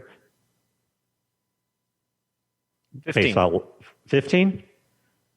Okay, you beat him by one. He really, really, really hesitates. And when he hesitates, he grabs him and he's like, no! Okay. And then kind of throws him down the hill. All right, so especially looking at the other two cav and seeing them backing off, he starts following you back down the hill.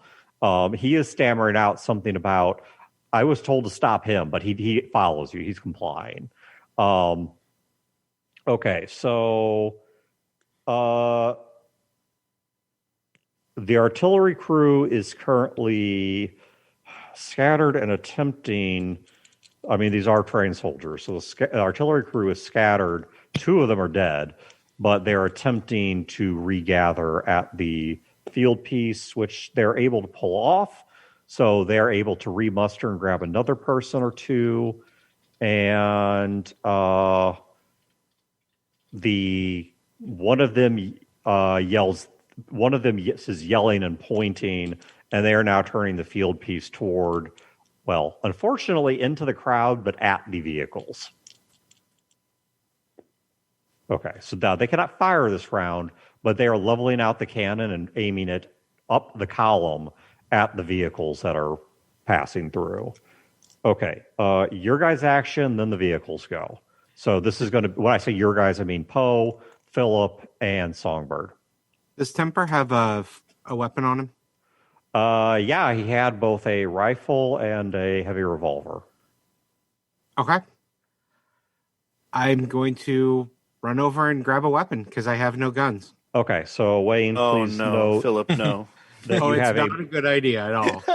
Please note that you have Temper's rifle and Temper's pistol. Oh, those get a +2. Actually, the pistol does. They're named. Their name, they glow. These are blue. Temper's not that big of a deal. If you kill Duchess for some reason, she'll drop a purple or gold like plasma orbital cannon. Duchess got my boots. We need to go back. All right, so I've got a weapon, and I'm geared for a clear shot. No, and we're all afraid of you using it. We're in the middle. We're in the middle You of should doom be. buggies shooting us, running us over, and we have a crazy robot. What And are the you most aiming at? terrifying thing is Philip with a gun. The cars. Okay, I'm going to treat this as something of a snapshot because you did have to run, pick up the guns, ready them, etc., etc. So I'm going to give you roll 2d6 plus agility. Let's see how good or bad this is. Okay, and guns are my I'm struggle. only going to total this up if I. Yeah, guns are a struggle, which is why I'm wearing. Oh, so 3d6 worse too. Yeah. Oh no, struggle, It's not a struggle. incompetence. You just can't roll 6. 9. Okay, know that that's actually going to hit anything, but the positive side is I don't think that's going to hit anything because I'm not sold that that's a success, but it's not low enough to be a dangerous level of failure. So you pop off a shot, but either it didn't hit them or if it did, it bounced off what armor they have. Now, these are not heavily armored. This is not the Lav, and this sure as hell is not the main battle tanks you saw that the Southern Army had stolen. But these things do have light armor, so you're not sure that small arms are going to penetrate them real well. Yeah, are they completely covered, or could you describe them kind of like no, dune buggies? Made me think there were openings. You did see that they had sort of an armored viewport. When I say armored, I mean probably like thick glass, if it's glass at all. But it's transparent. There was a viewport on front, but once again, you saw no lights on, so you're not sure. And I'm not skilled enough to shoot for tires. Well, no, and these are probably going to be run flats anyway. So, all right, so that is Poe and Songbird. You guys are in the middle of this because you guys held back and didn't move forward. You're going to be possible targets in the next round of shots. Yeah.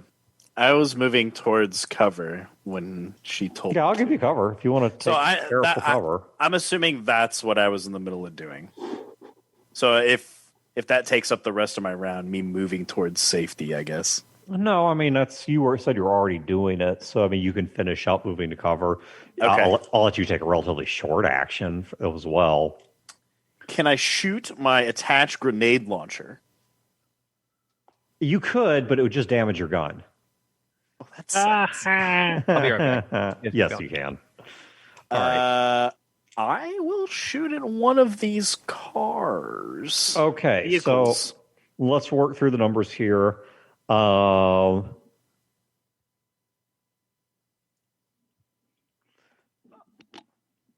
let's see. First of all, usual thing. Do you have any issues with guns? No. No. Okay. So base of 6.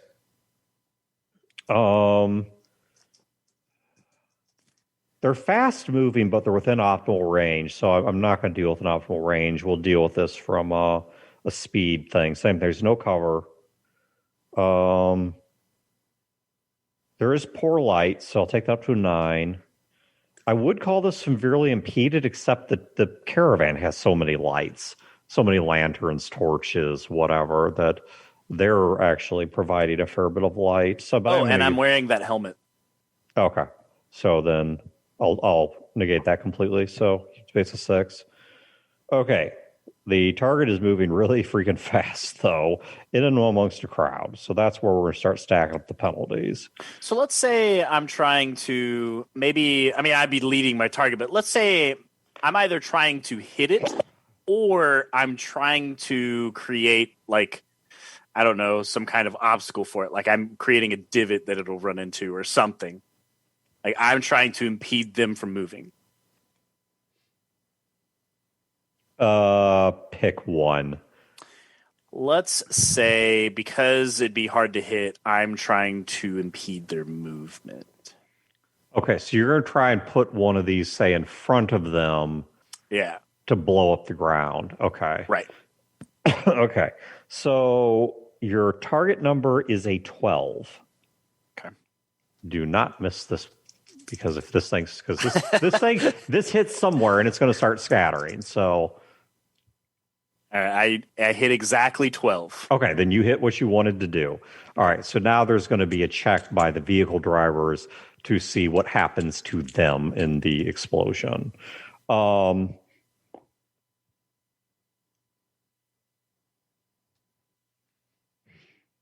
Okay, one of the vehicles, you didn't quite get the amount of a deep hole you wanted. Mm-hmm. But you do throw up enough dust and dirt and such and create enough of a hole that it does bounce off of one of its wheels. The driver does yank it harshly to the side. So you have screwed it up enough that I will remove one of the vehicles from the machine gun firing this round. Woo! That's all I can ask for. It'll recover by next round, but for this round, I'll pull it from the rotation. Brodor, anything on your end? Yes, sir. I don't know how plausible this is, but I have an SMG and I have my goggles. Firearms are, in fact, my reliability. So I would like to shoot at the gunner, not targeting something, not a specific body. There location. isn't an external gunner. What? The gun is operated from inside the vehicle. Oh, of course it is. I have to hold on. I'm editing my brain story. Okay, All right, well, take it down. Since you were confused by the description, No. That is not on you. That is on. No, it's fair. It's fair. That's on my take a medicine. second. I'm gonna. Okay. No, I'm still firing at a vehicle for sure. Okay. All right. Can I suggest something else that your medication may be obfuscating? Please. An SMG is the definition of an SMG is a weapon that fires. It's a pistol round, right. Precisely. When you said dune buggy, I was envisioning a roll cage, open wheel. Okay, let me give you guys an image There's here. a pin and a pivot, and there's literally a guy standing. Yeah, that's with what I thought it was machine too. gun standing on the back. You know what I mean? Yep, that's what I had in my brain. So yeah, same here. If I do not have a weapon that'll be effective against these things, then I'm gonna take cover. Okay, this is not exactly what I had. Oh no, these are fully enclosed. They have a machine gun mounted on top of them, and there are armored slats going down the side of them. See, this is where the technology is helpful in gaming. Yeah. So hang on, I'm trying to send you guys a picture of what to give you a better vision of what these things might look like, because I don't want that bit of confusion is substantial and is important to this particular scenario.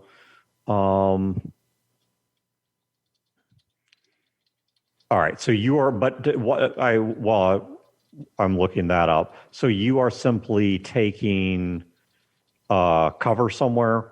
Yes, sir. Because the issue is, as I am armed currently, I don't have a weapon that is either A, capable of harming these things, or B, has the range. You know what I mean? Because I thought I could shoot human beings in an open cage vehicle. Yeah, okay, so that makes sense. Yeah, I definitely want to take cover. Okay, that makes sense. Like I said, I was kind of wondering, like, what you were going to do to an armored vehicle with an SMG. Yeah, no, for sure. Yeah, no, I understand that it's just a full auto pistol round. No, I gotcha. Yeah, exactly. Yeah, no, and this isn't exactly right, but I'm just trying to ballpark this for you. It's a little bit uglier and more industrial than this, but I'm going to give you a few composite images here. So, that's just a Brodor one. So think maybe like a composite of something like this. Though its appearance is probably a little more like this, but this one does not have the top-mounted machine gun.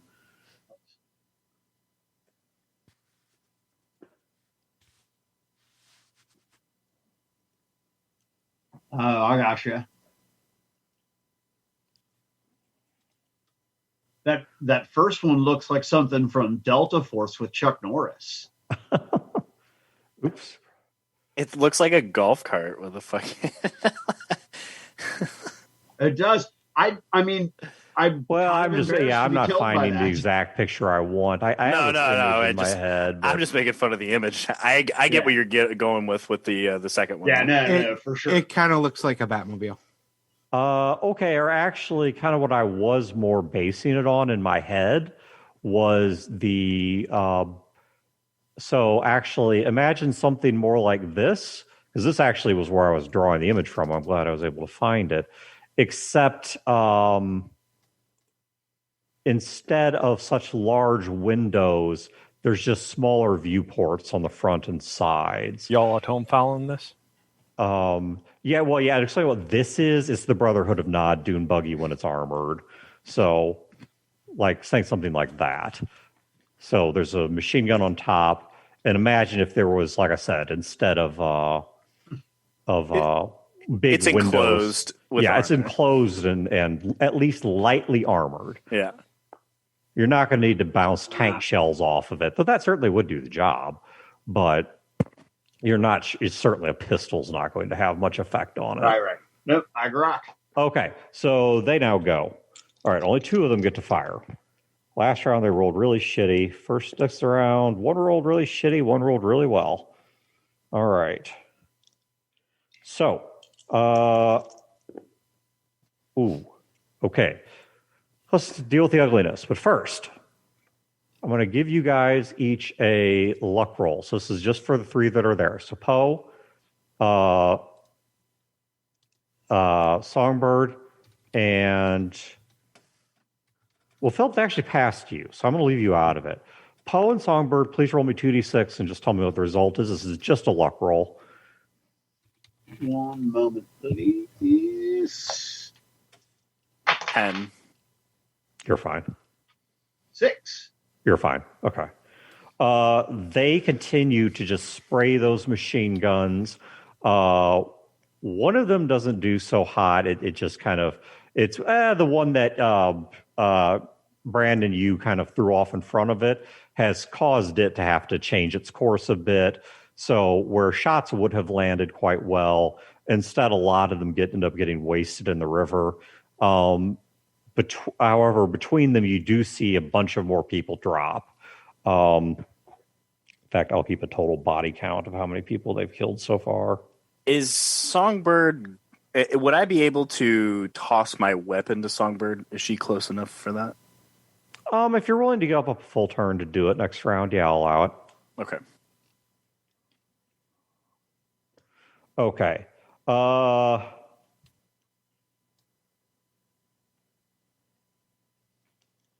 Max's turn.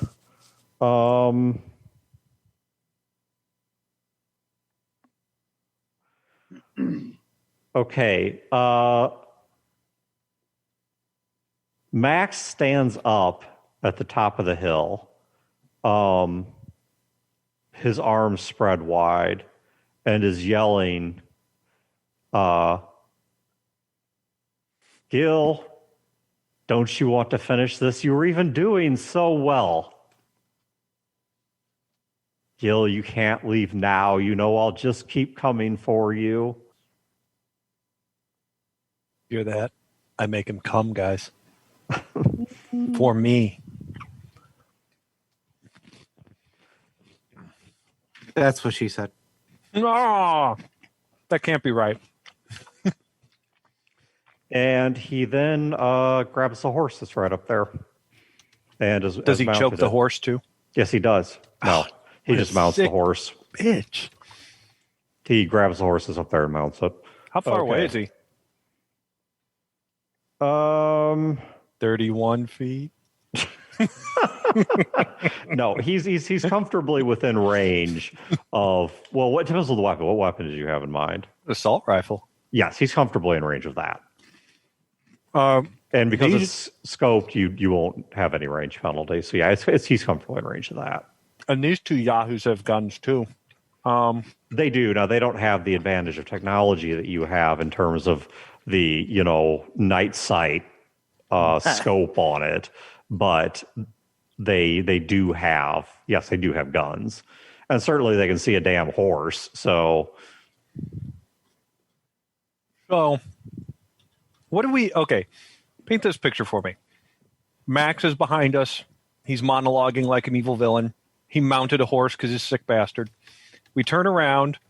What do we see on the other side where we were running to? Do we see like this dune buggies and chaos and explosions and gunfire and people screaming? So what you actually see, because you exited from the back of the caravan, is you see an artillery piece that is now facing east up the caravan. You see several dead bodies, a bunch of blood, dropped lanterns, probably some of which has spilled their oil and is now creating small fires. You hear a lot of screaming, and the main noise you hear are these machine guns just firing nonstop. How many vehicles do we see? You don't see any from here. Okay. They're up the column. I mean, the answer to your question is there are 3 of them that have arrived thus far. Gotcha. I will not comment on whether more are coming. Maybe that's all that's there. Maybe there's more right behind them, but there are 3 of them. Did we have the whole danger close conversation was like a month ago. Was there like a signal that we gave the guy or that he gives us? Or yeah, and Captain, I'm always muted myself, and Bashful could call in an airstrike whenever he wants. That ain't me. Yeah, I didn't realize we could call in an airstrike. I mean, they told it basically when they said that, I thought that just meant they're going to be attacking. I had no idea that was an option. Did they give us any instructions? If I remember right, and it's been a month for me too, I thought what they said was that if you request help, they will be prepared to respond danger close. So how do we request the help? Yeah, I thought they just said danger close. So I don't remember. Or maybe they were bombing something else at the time. I honestly don't remember. Well, either way, Wayne, let's clarify that right now between you and me. You have a hotline to Jacksonville, and you know they've got planes loitering nearby. Okay. In that case, I would send out a message of we're being attacked. Okay, so are you? So the call comes back. Do you require support? Affirmative. Stand by. Okay, so the artillery piece.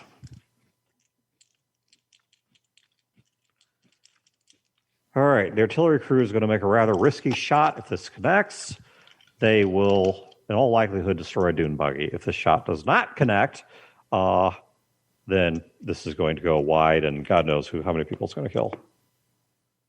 Oh my goodness.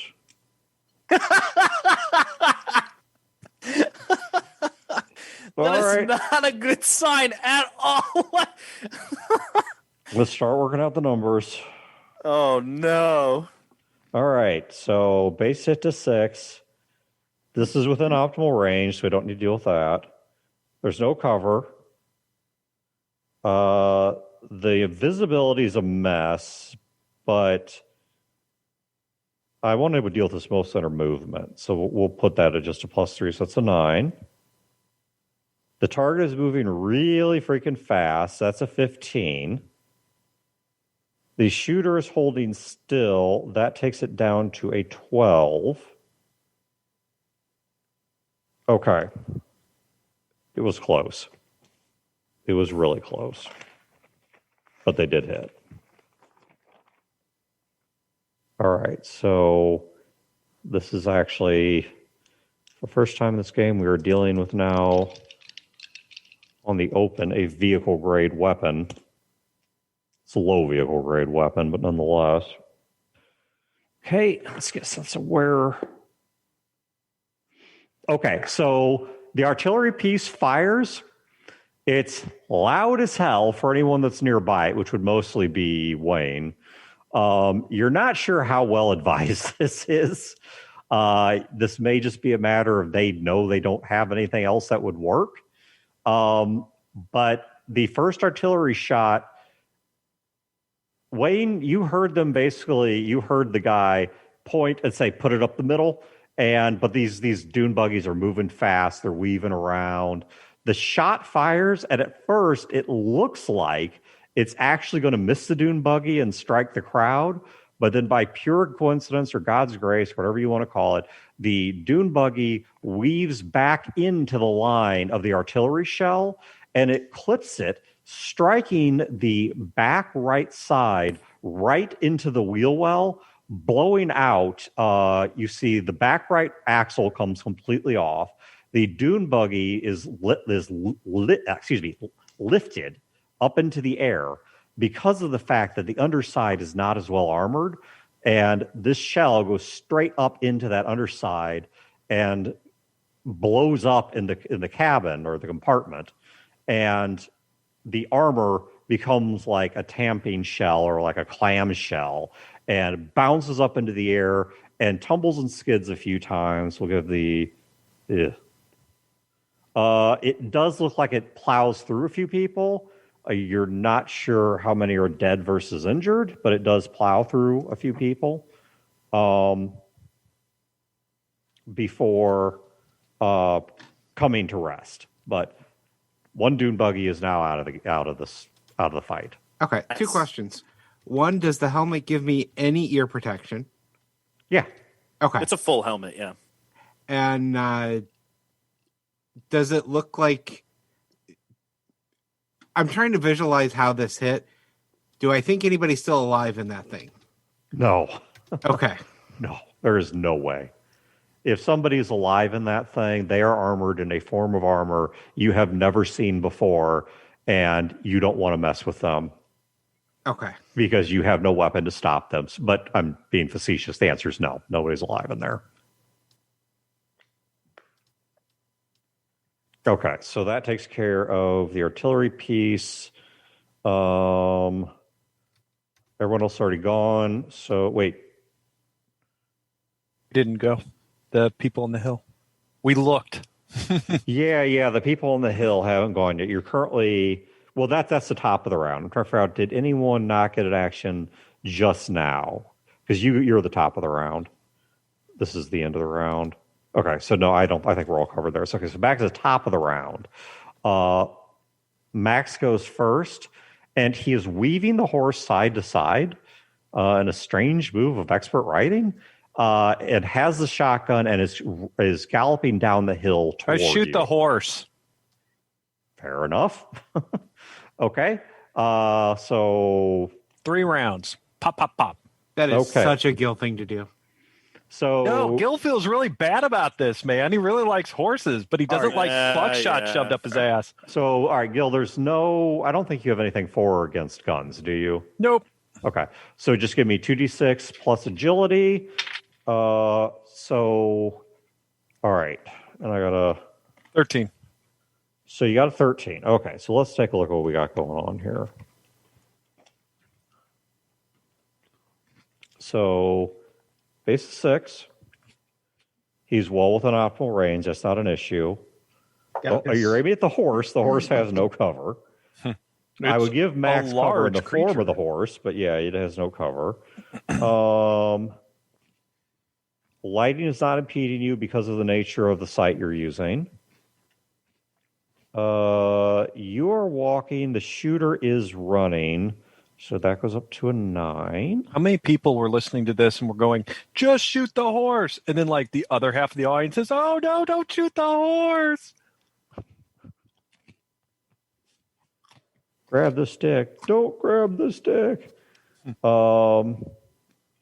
Oh, thank you. I'm glad somebody knew this.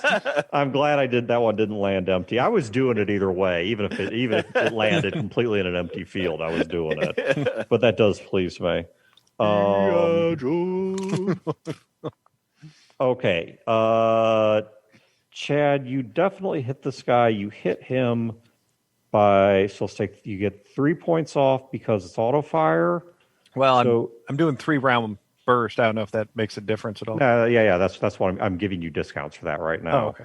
So that's going to hit. 1 hits at 3, 1 hits at 6, 1 hits at 9. That covers all your rounds. So, all right. All I need is I will roll the locations. So, can you please just roll the damage? This AR is 3d6 damage. Yeah. All right. So give me first shot. A 2, and a 4. Okay. Second shot. 10, 13. And the third shot. 9. Okay. So you fire a 3-round burst. At Pete. The first round hits the left leg and causes the horse to stumble. As it does, that puts its head in the right in the same line of fire where its left leg was. Your next round splits its skull. And however, as Classic Gil. just to add insult to injury, as this horse is going down, its limbs are flailing, and your next shot hits the left leg again and blows it off. It is so gruesome. Oh my god.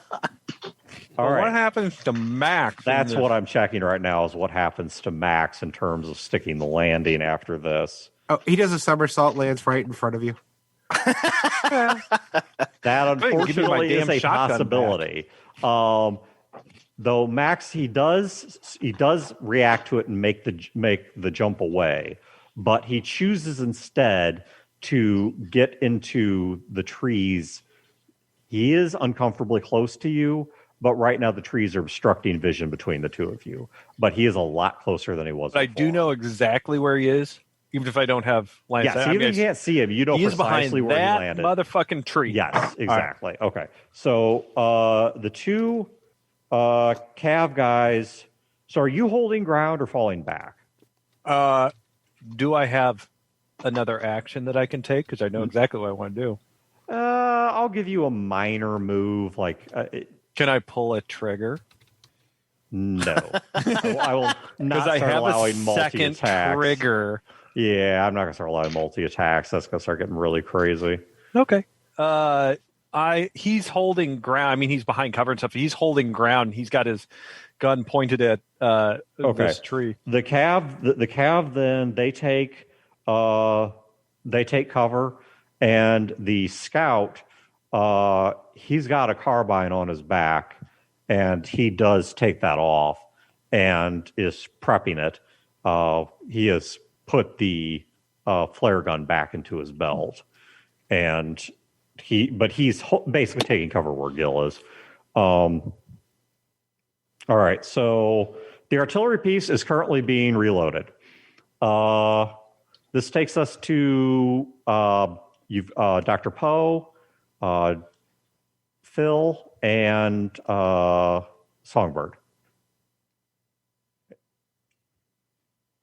I'm going to throw my weapon over to the gun expert. I'm gonna Okay. catch it. Philip? Brandon, give me a 2d6 plus agility or body. Songbird, you need 2d6 plus agility to catch it. Oh. Does Just this don't- explode?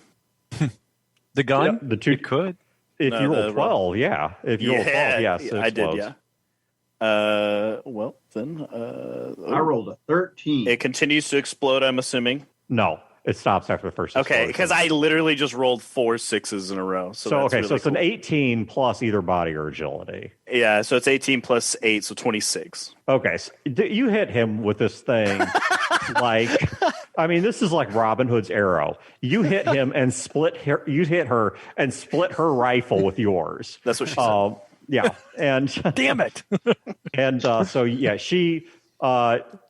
And the 12's good enough. Songbird sees what's going on, is able to sling her rifle and catch the other one out of the air. Songbird, you can attempt to use it on a snapshot. There will be a penalty for doing so because that was kind of a confused action. But it's up to you if you want to try a snapshot on like the grenade launcher or something. Brodor, it has a full magazine. It is minus a grenade What does it do? because I just shot it. It's a armor-piercing rifle. It's an armor-piercing rifle with an underslung grenade launcher. Yeah, I will. Well, I don't know how many rounds it has, so I don't want to. I know it. I've got a Mozart. Yeah, let's do that snapfire shit. Okay. Give me. I don't know if Parasite Ranger includes grenade launcher, so give me a 2d6 plus agility. No, I think that's totally fair.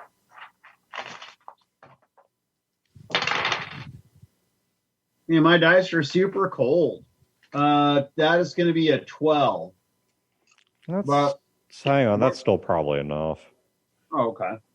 Because you have the goggles on. You said that to me in a private Indeed I message did. earlier. So sight's not a problem. So base is 6. They've not gone yet, so he's still within optimal range. That's not an issue. There is some cover in the form of the crowd and their whatever. So that's a +3 plus a 6 takes up to a 9. So 9 plus 6 is 15. +3 because it's a snapshot is 18. You are still, that takes it down to a 15. Okay, Broder, you're off by 3. If you want a bullet to add an extra die, or No, we're going to Mozart. okay, Mozart's a descriptive change. What do you? Oh, I can't. So I can't. You can't Mozart. It's not like a super bullet. I've typically used him as more of like a soft change to the story. I don't mean soft in terms of weak. I mean soft in terms of it's more narrative than numeric. Understood. Yeah, Then I will indeed spend bullet 4 extra die, Okay, so that takes me up to 9 bullets. and I will roll a 4. Okay, that is enough. That did hit. Okay, Brodor can. Oh, 1 second here. Okay, Brodor, your grenade. Can you do me a favor and roll 46 damage on this thing? I can. It's Boy, I've rolled really very, very poorly. So, how do I bullet damage? how poorly? I rolled 2 1s, a 2, and a 3. Fantastic. Oh my You're God. playing Yahtzee. Yeah, if you drop a bullet, you can just flat re-roll that entire handful of dice. What do you call that done, sir? All right, so I'm up to 10 bullets.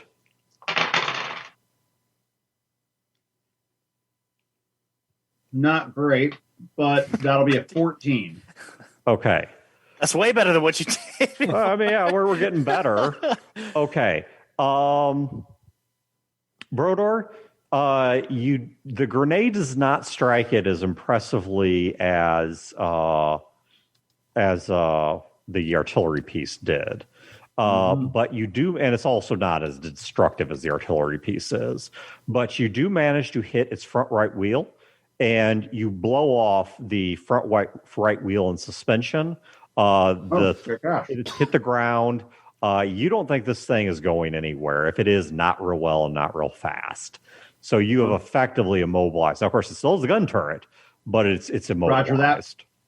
So now would be a good time to think if you're going to attempt to do a guerrilla run up on this thing. Now would be the time to think about that. A close assault, for sure. Okay. So the vehicles now. There are 2 of them still out there. Oops. all right, so Dan, I haven't gone yet. Oh, my bad. I'm sorry, Wayne. Thank you for stopping me. All right, so there is one of them still running around. One of them is stuck in place. Yes. And one of them is crashed. Destroyed completely. The one that's in. So you said there's like slots on these. Basically, is it possible to run up to the one that's stuck in place, stick a gun in a slot, and just start firing in? There is some kind of transparent barrier there. You don't know if it's thick glass, if it's like, some other transparent substance. But Okay, there is. But if you attempt to shoot it, that appears to be the weakest spot. Though also keep in mind that now that it's stopped, it's going to be much, much, much easier to hit if you have one of the grenade launchers. Right, but I don't have one of those. So I think with that, now that I know that there's an actual barrier, it's not just an opening. I want to run to the one that's been destroyed, basically, and I want to see, can I dig through it? And I'm looking for, is there any sort of radio that is still functioning on there? No, you blew the shit out of this thing. All you're finding is parts, and a lot of those parts are on fire and too hot to approach. But what you are finding amongst the wreckage, since it is politely well lit, is you're not seeing body parts. You're seeing parts that look similar to Sarge, who I've forgotten this entire combat, along with hearts. Got it. So I will. We're going to include them now. Yep, I will yell out to Songbird and to Poe. Military robots driving these things. Okay. So Sarge goes up to the one that's immobilized and waits there and I'm going to give them a little bit of a long action because I've been ignoring them this entire combat because I'm a doof. So to be fair, I'm going to give them a little bit of longer action. But to the one that's immobilized, Sarge runs up to it and kind of ducks down against the side below the machine gun. Hearts walks up to it and just starts tearing the armor plate off of the passenger door. And the moment that armor plate's gone and the two combat robots that are in this thing can be seen, your combat robot, Sarge, just instantly puts that assault rifle in there and just tears them apart. It's a long, long set of machine gun fire, and they're just blasted apart. Okay. So now, is there anyone that I've missed? No. Okay. So. Well, I don't know. The guys on the hill? Like I said, we Mac. Oh, no. Wait. I shot the horse. Yeah, never mind. Yeah, you shot the horse, and they're falling back with you. Okay. Right. So now the next thing to go is this one is going to be dangerous as hell. But if it works, it's going to be. You hear the increasing roar of an incoming jet engine. I'm sure you've been to an air show under a low-flying jet. It's like quiet, quiet, quiet, and it's like deafening, and you think it can't get louder, and yet it just does. I don't know if you've ever been to like an air show and stood under a low-flying jet, like a fighter. I had Buzz Aldrin fly over me in a B-52 bomber at about 100 feet. So, That's pretty neat. So that's what it's like, is you hear this roar of jet engine, and as it gets closer, you just keep thinking, like, surely it's not going to get any louder, and yet it just keeps getting louder. And there is a port has been opened, and a nose cannon on the front of this jet opens up on the remaining dune buggy. Fortunately, they rolled quite well. So we just hear wah. Pretty much, and there's a few points in the ground in front of it that pop up in spouts of dust and crap and dirt, and then the whole thing is just ting ting ting ting ting ting ting ting. It's just chewed through front bumper to back bumper with rounds from this jet, and then a few tear into the ground right behind it, and then they stop it perfectly. So it was frightening how close it was to some of the people, but it did not hit a single person other than the intended target. So it just tears through front to back on this dune buggy. Whether it got either of the androids or not, it probably did, but it's also at this point probably irrelevant because, needless to say, that took out the top gun, that took out the engine, that took out fuel, et cetera, et cetera. So the vehicle's now dead and useless. So the only vehicle that is still of any threat, it's none of them. Never mind, it's none of them.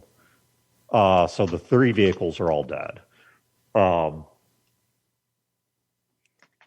The Jacksonville jet passes by and looks like it's circling back just for a second visual pass, but we'll deal with that later. Okay, so now we're back to the top of the initiative round, which is Max.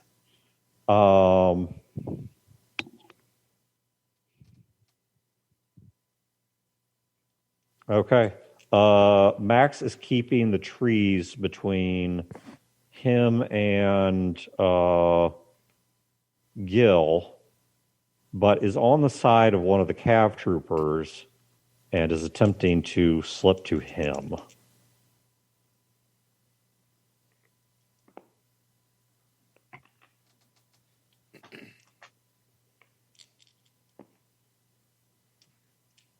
This ain't going to be pretty.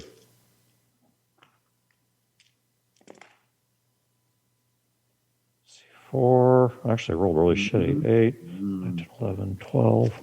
0 hits. Never mind, 12 to the head. Okay. Max stays in the tree line. So imagine this. You're in a clearing. Trees on the right, trees on the left. Okay? You being Gil and the scout have been more or less sticking towards individual trees, logs, rocks that are kind of down the middle of this clearing. The 2 cav guys have been falling back along the trees, one on the left, one on the right. The one on the left, Max very deftly keeps the trees between you and him, gets up to this guy and almost fails it, but by 2 points doesn't, and sprays this guy's head. There are now 2 shots left in the shotgun. I throw the scout at him, hoping he'll do a double shot. Okay, so it is now Gil's turn. Okay, so do I see Max? You know exactly where he is, but you don't see him. I do not need to see him if he's hiding behind a pillar and I use a grenade. Yes, now the tree will give him substantial cover from the grenade. No, I'm like firing the grenade so it lands behind the tree, to the side. But to the side of it, you can do. Okay, side you can do. Okay, no, it's not teleporting through the tree. Right. It's just okay. I didn't know if you were trying to go all Rambo and just shoot the tree with it. No, I'm going to bounce it off the tree behind him and to his butt. No. Okay. All right. Let's go ahead then and if that blows him out of cover, I am dumping a magazine on him too. Okay. Since you didn't move or do anything else complicated, well, let's start with a grenade.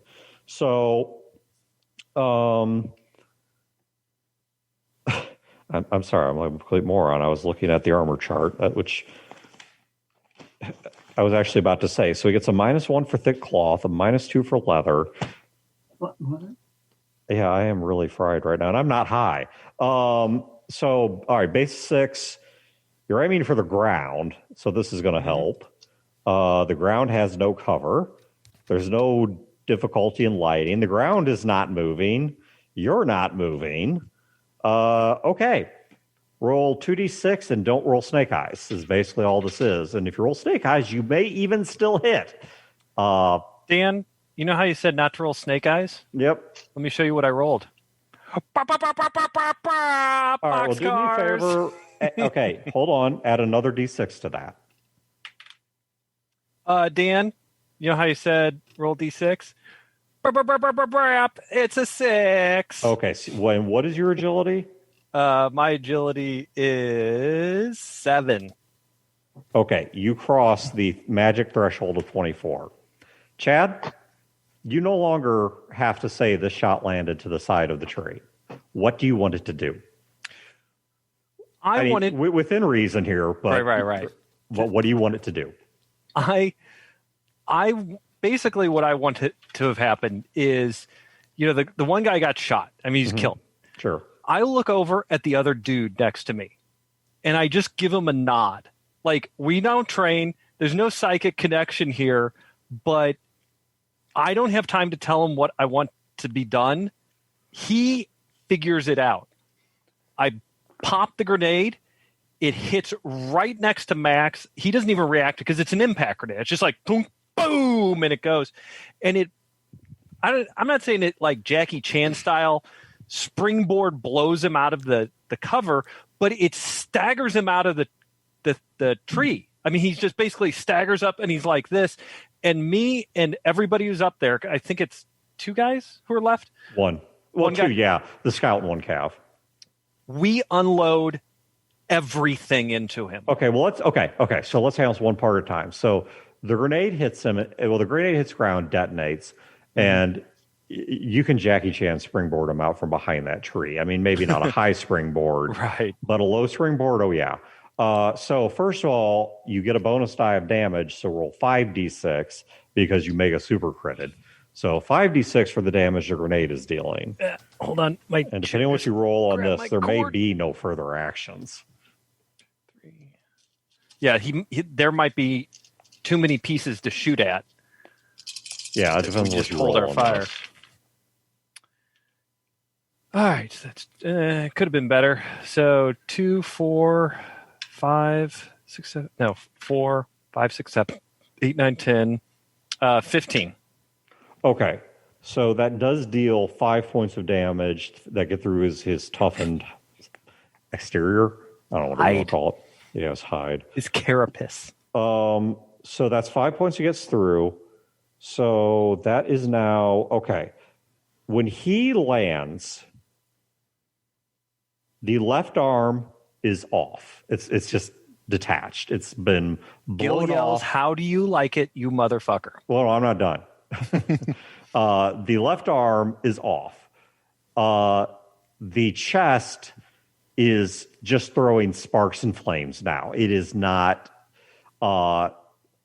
The remainder of the body is torn to shit. To put this in actual math, you are now up to a 13-point wound on the torso, which is location destroyed.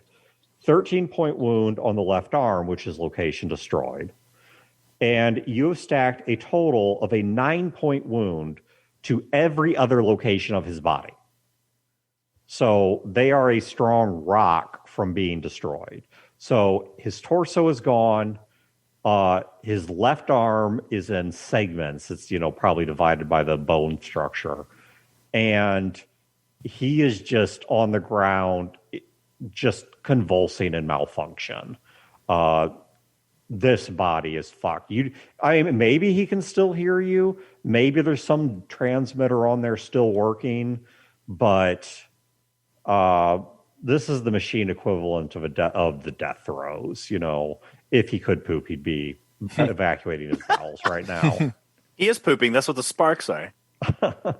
So feel free to yell anything you want. Maybe he's hearing it, or if not this body, maybe the capital M Max hears it. Right. The actual central computing core hears it. Is my shotgun over there? Did that survive? Or did it get blown into the ether? Is it in orbit now? All right, I'll let you roll on anything. Give me a 2d6. I don't care about the shotgun. It's the principle at this point. Give me the 2d6 luck roll. It's Or 5, 6. No. Nope. All right. That's fine. You annihilated it. It's Well, he's I go up to him and yeah, his head's like shaking from side to side in real irregular motions. I'm like, hey, Max. Does he kind of like look at me? I go, I'm 2 for 2.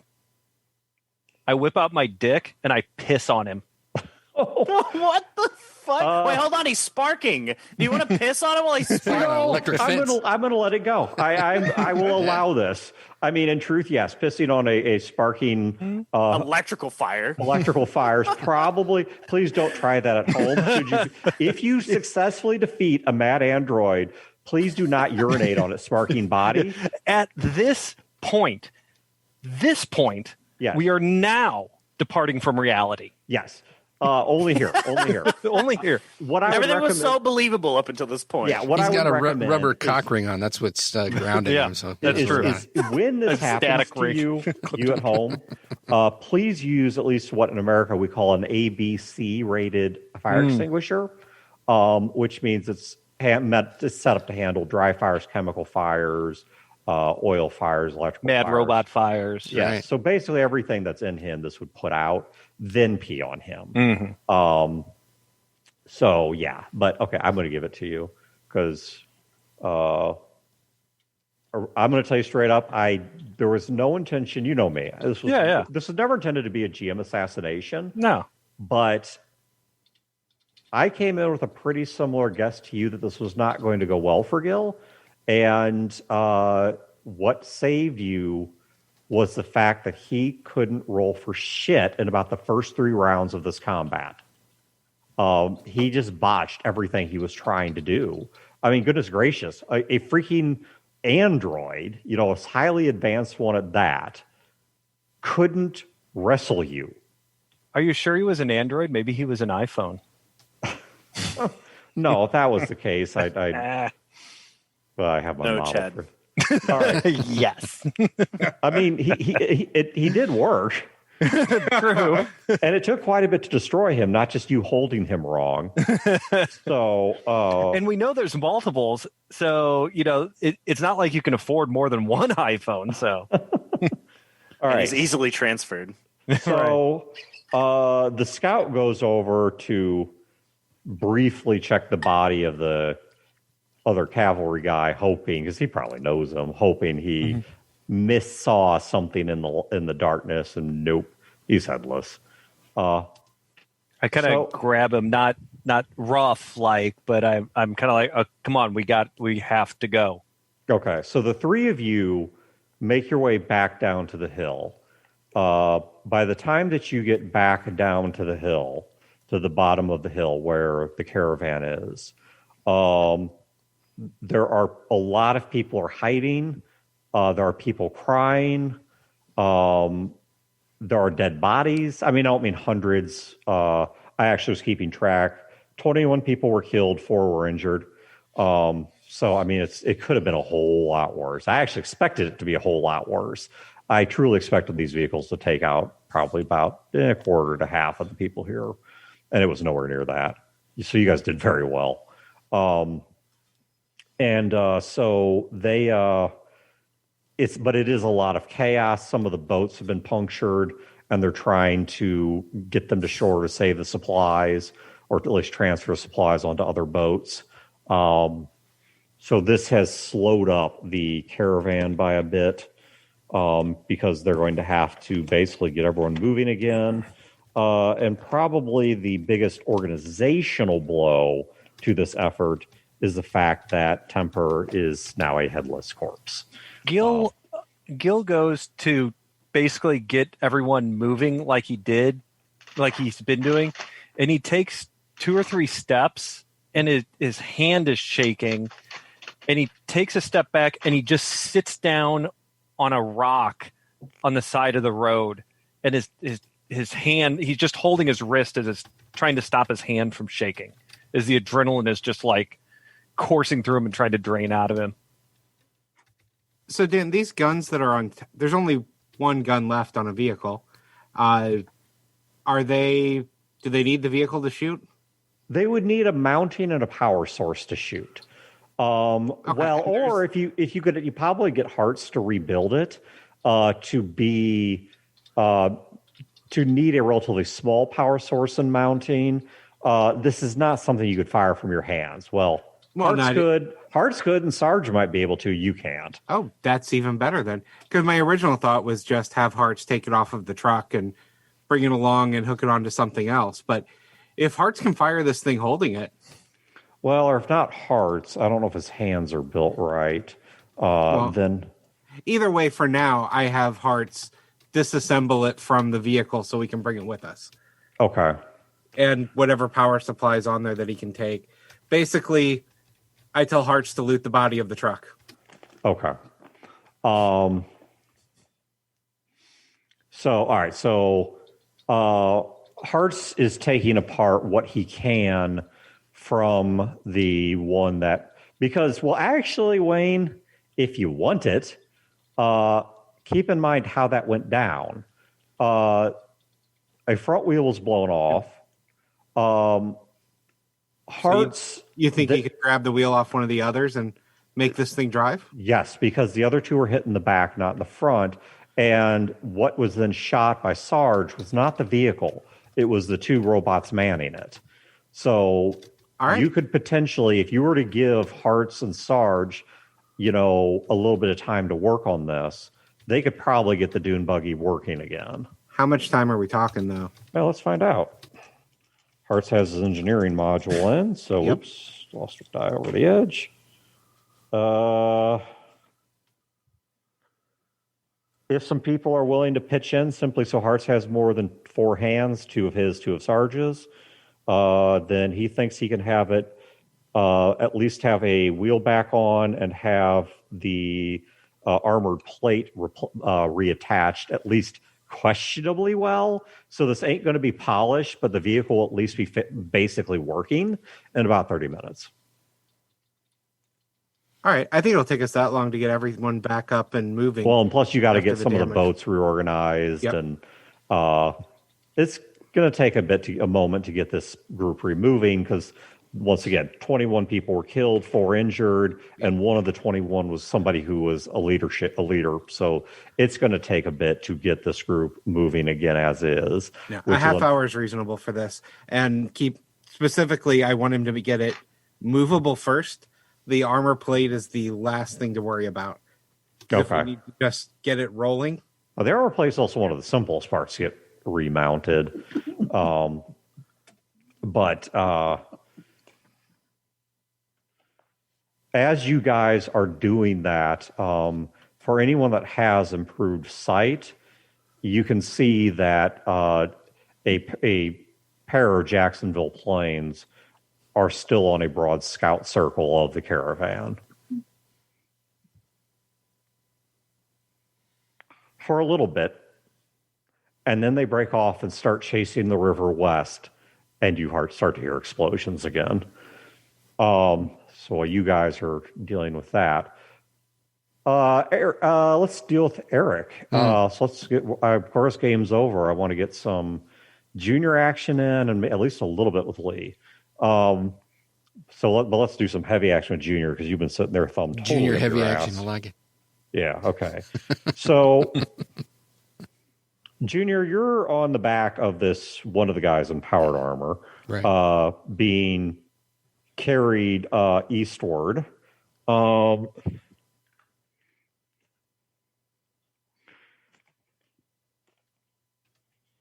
Is there anything? Now I do have things planned, so you don't have to fill this, but I want to give you the chance to go first. Is there anything you wish to say to them, or? No, nothing like specific. More of just kind of making observations about things that they're doing. For the most part, it's because Junior's under the assumption that even though they took his goggles from him, they're still recording, and maybe Songbird can hear what he's saying. So he's just, oh, and then, oh, that's pretty cool. And what's, are we heading south? Because it kind of seems a little warmer, that kind of thing. So unless they stop me, he's just going to just do diarrhea of the mouth until we get to wherever we're going. He's just going to be Junior. No, they don't particularly stop you. Where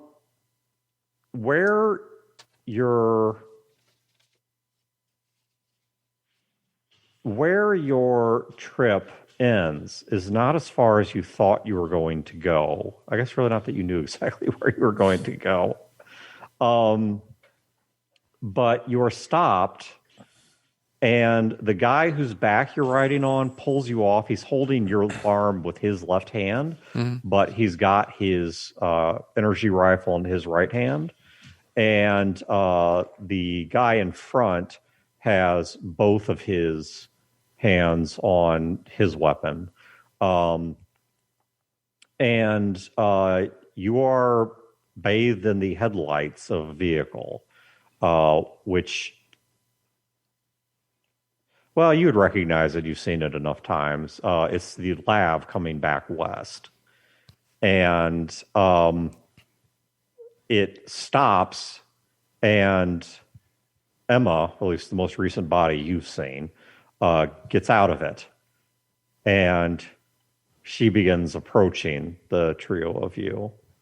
Oh, hi. She says, "Hello, Junior." These are my new friends. This is Trayborn. I didn't get your name, and I pointed at one of the other guy. He doesn't respond. Maybe he doesn't have one. You know how good that felt.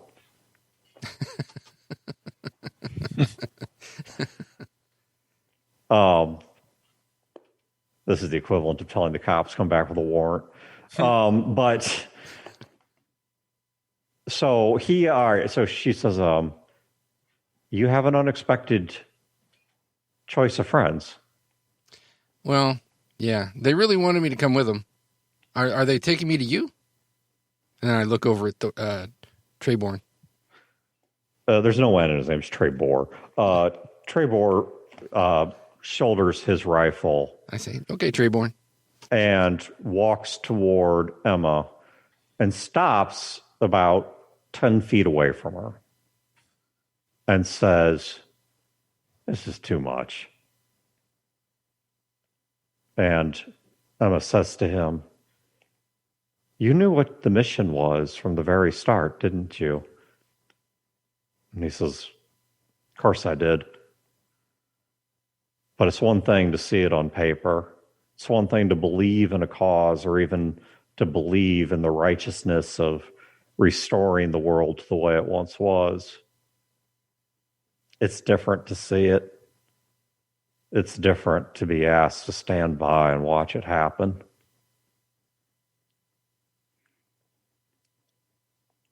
She says to him, so what exactly are you asking? And because I role play with myself, he says, why don't we step into your vehicle and have a brief talk? She agrees, and they go back to the lab. So I'm standing there with no name. Oh, he has a name. Oh, he just doesn't know it to you. Oh, okay. All right, and I look at it and I go, So we just staying here, or what are we doing? Well, we can add a little bit of tension to this if you like. My buddy doesn't come back out.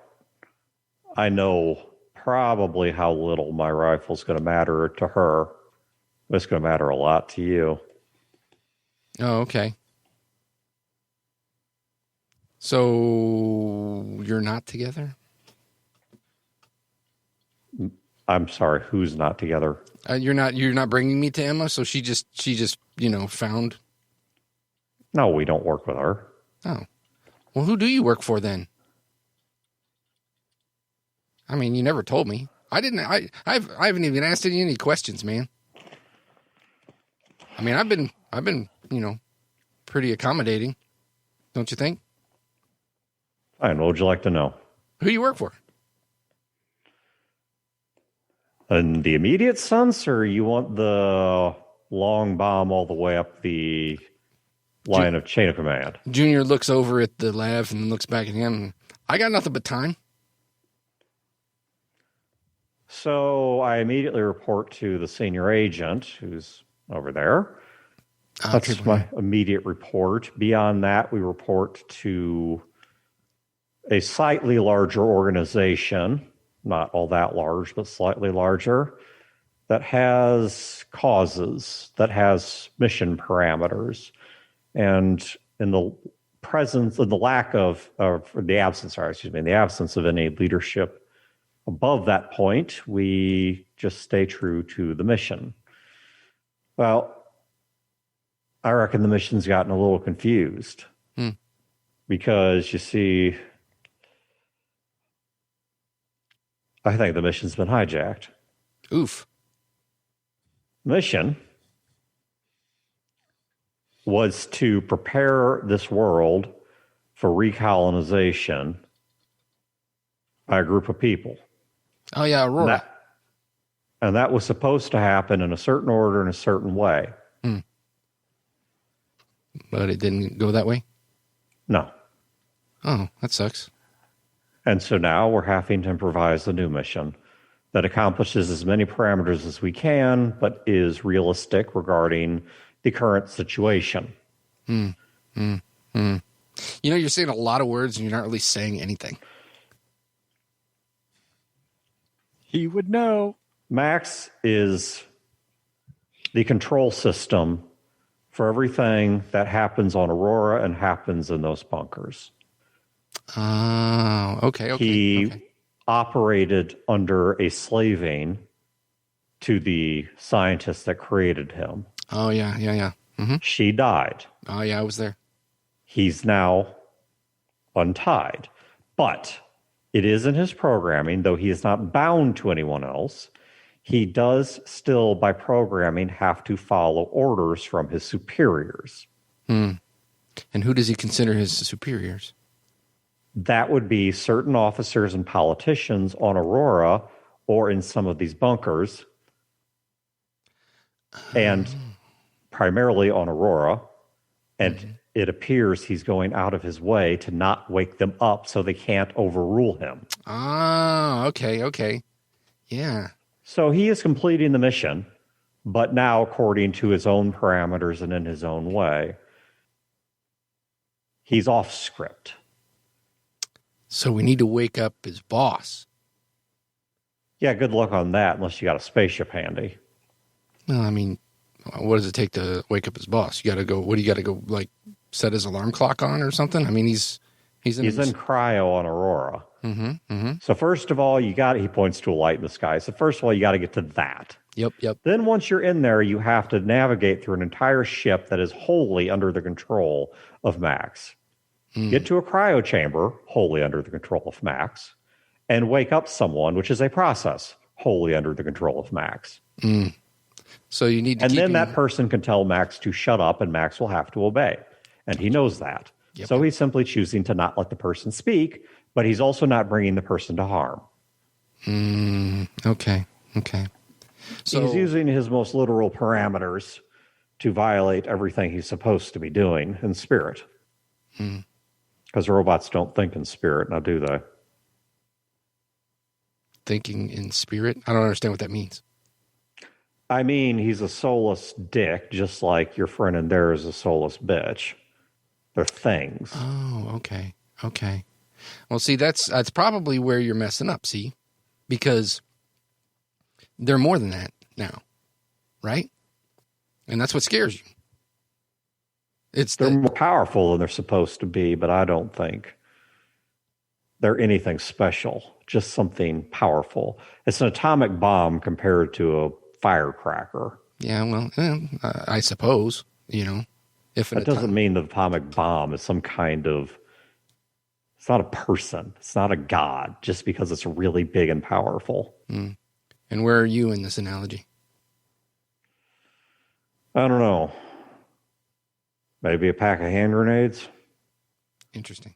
Well above the firecracker, way below the atomic bomb, and I know it. Sucks to suck.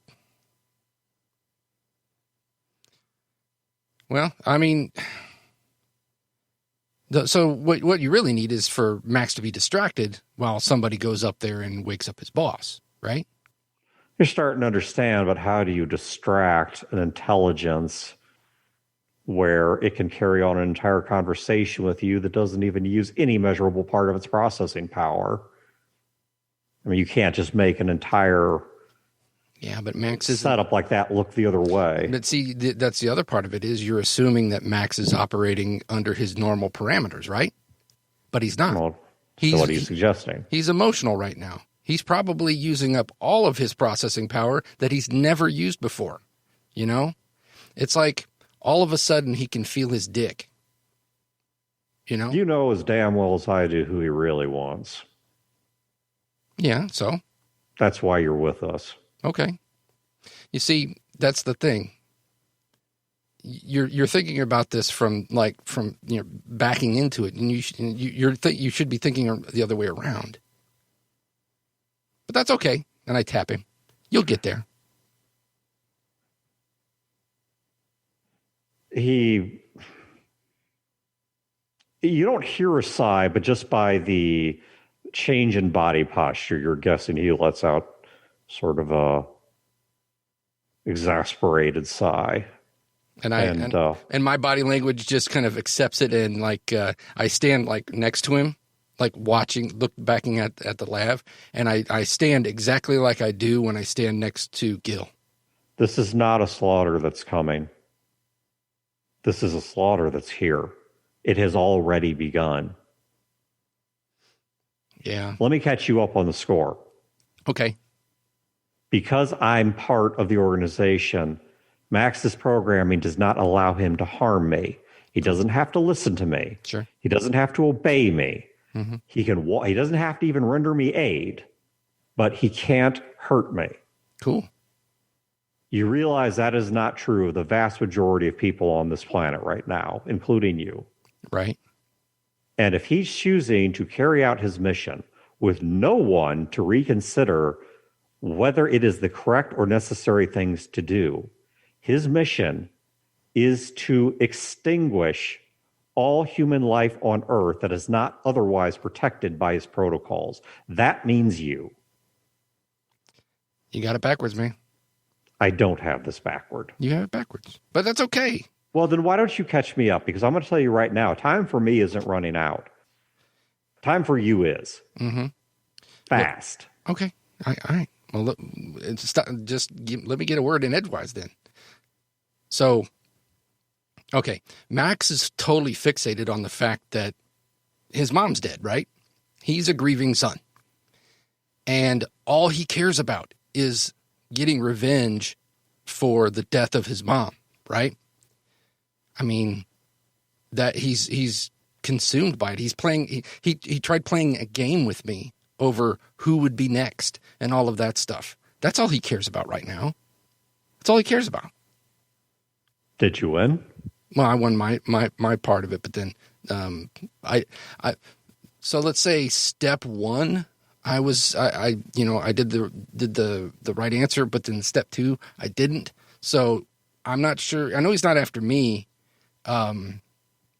At least right now, I think he's probably saving me for last. But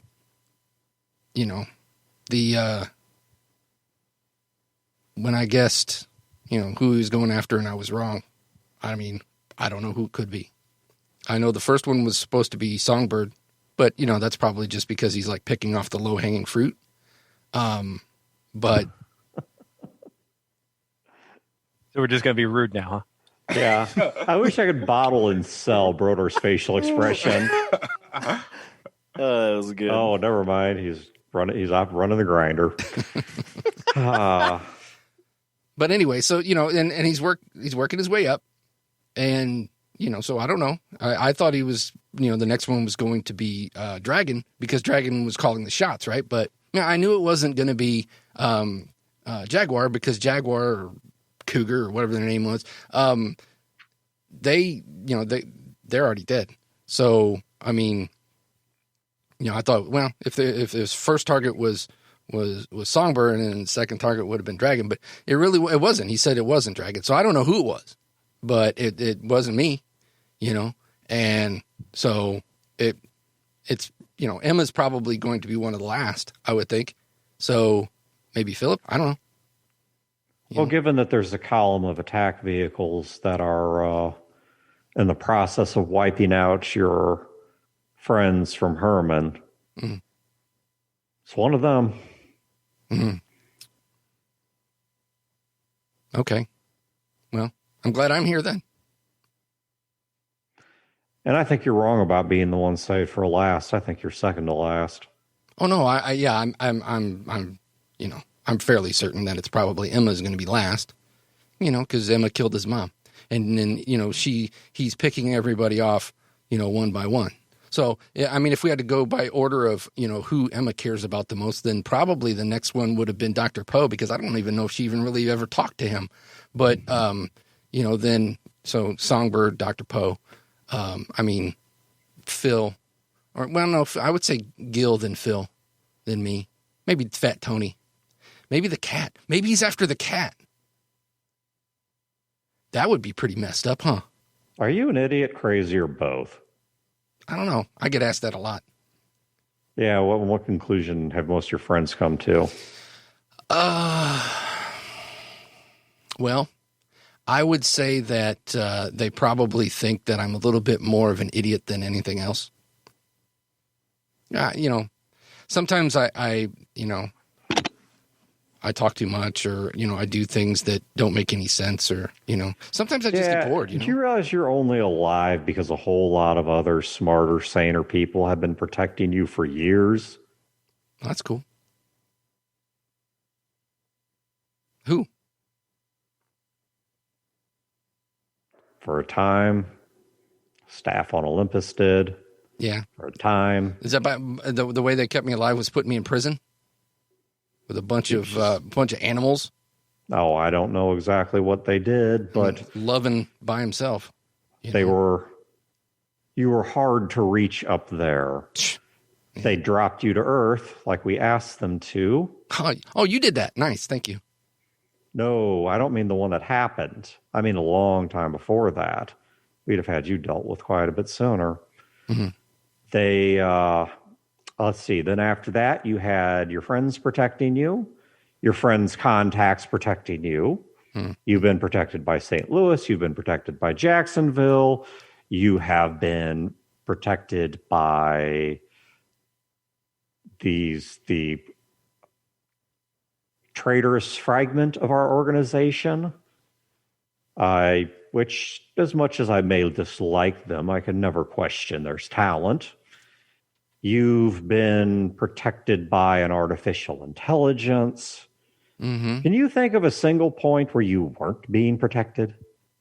When I was killed. I mean, does that count? So you're what, a reanimated body? I'm not getting enough EM to say you're a cyborg. I don't know. You'd have to ask Emma. She's the one that brought me back.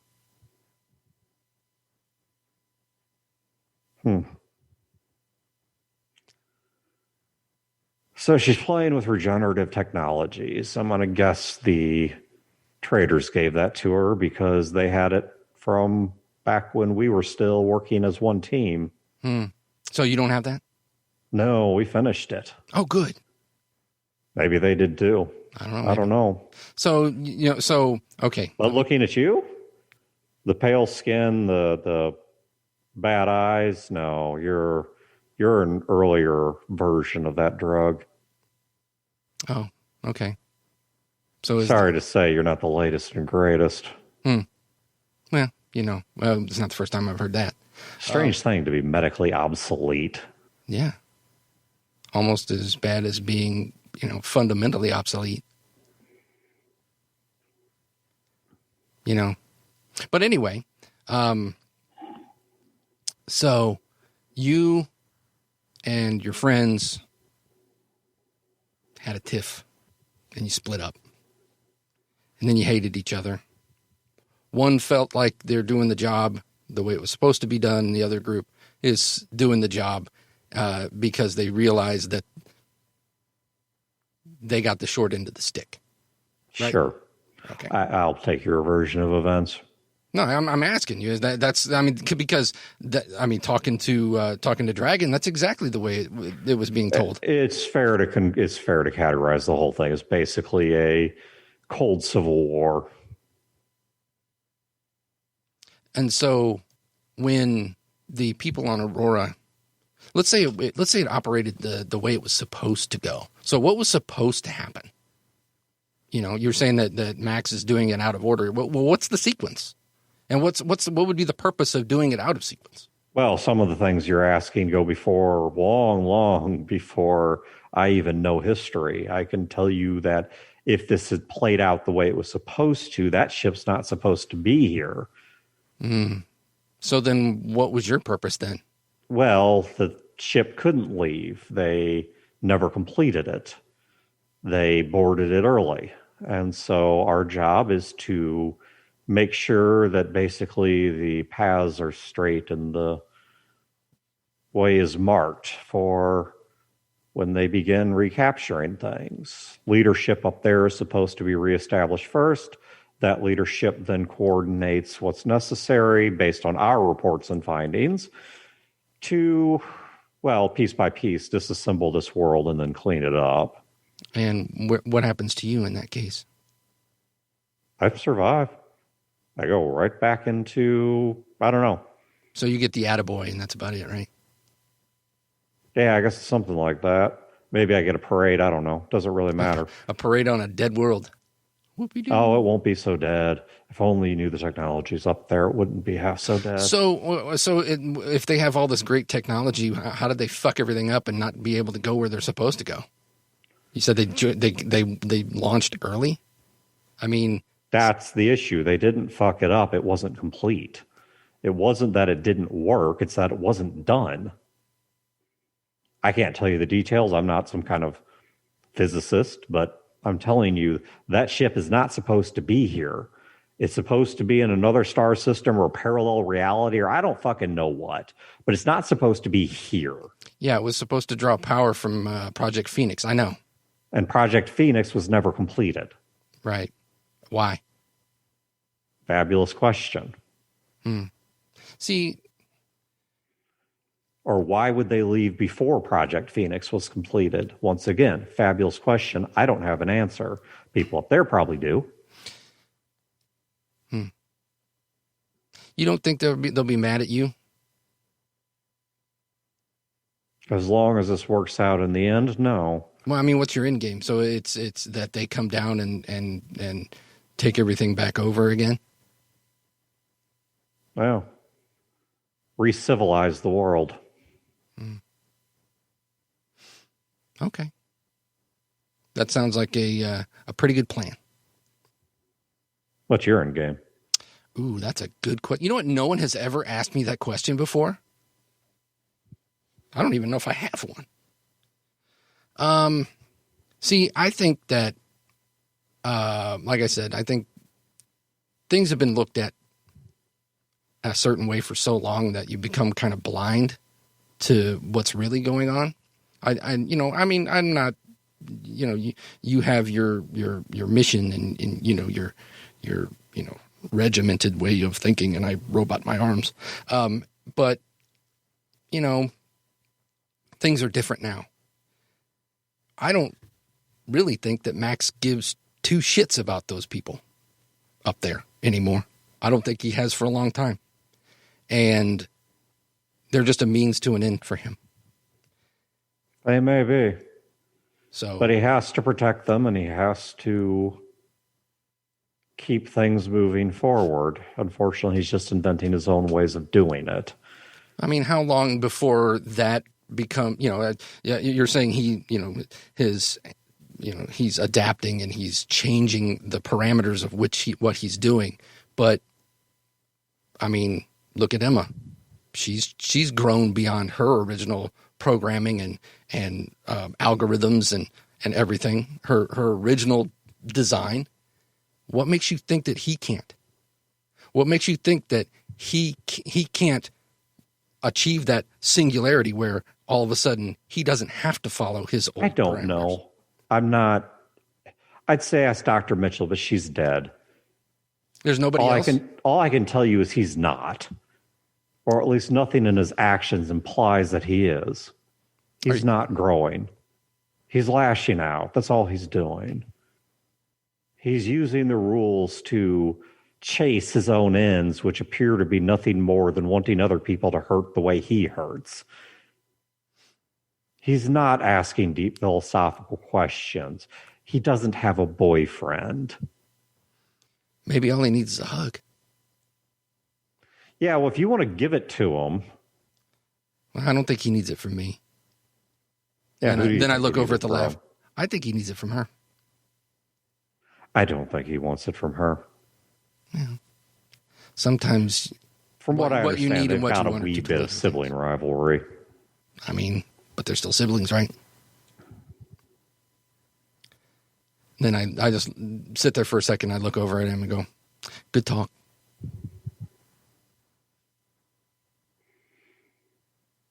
And I look at my analog watch. They've been in there for a long time. They have. So what do you do for fun? I got a fun task for you. Okay, cool. He reaches around to his back right side and strikes a part of the unit on his back. And it pops open, and he takes out a folding military spade. And he snaps it open, and he hands it to you. Thanks. Start digging. Oh, no, I can't do that. Never No. dig your own grave, Junior. I got a bum leg. I'm not asking you to dig with your legs. I want you to start digging. It's a nice little small hole. Doesn't even have to be very big. Like a cat hole? Sure. You got poop? You got two options. You can dig the hole like I'm telling you to, or I cannot dig a hole because I don't give a shit if your body's buried. Okay. Now dig a hole. Why are you doing this? Dig a hole. Because it's time for you to start learning the things you don't know. I know how to dig a hole. But you don't know what you're going to find. Oh, there's buried treasure? Sure. I think you're lying to me. Why would you lead me to buried treasure in the middle of a road? Dig In the middle fucking hole now, or it's going to get violent. Okay. And I just like stick the spade in just the tip and just kind of flick the dirt a little and do it again. Flick. Flick. Like 6 inches at a time. Flick. You might want to speed it up because I actually just got word from the boss over there in the lab with your girlfriend. Mm-hmm. You're disposable now. Put some effort into it. Make me like you. Digging a hole make you like me? Yeah, being a little more cooperative would make me like you. Is it going to make a difference? Yeah, it will. You're a smart guy. Crazy, yeah. Maybe stupid in a lot of ways, yeah. But in some ways that count, you're a smart guy that's seen a lot of things. You're valuable in a certain way alive, but you're no longer a necessary part of our mission. That just got ended. If I were you, I'd love to know why that is. But either way, it is. So now you live or die, not at her whim, but at ours. You live or die based on whether we want you around, not her. Let that sink in. Now, try again. Stop being a bitch and dig. You see, let me hear that from her. How about this? He grabs you by the scruff of the neck, walks you over to the lab, slams your body up on the lab, and how graphic do I want this to be? Got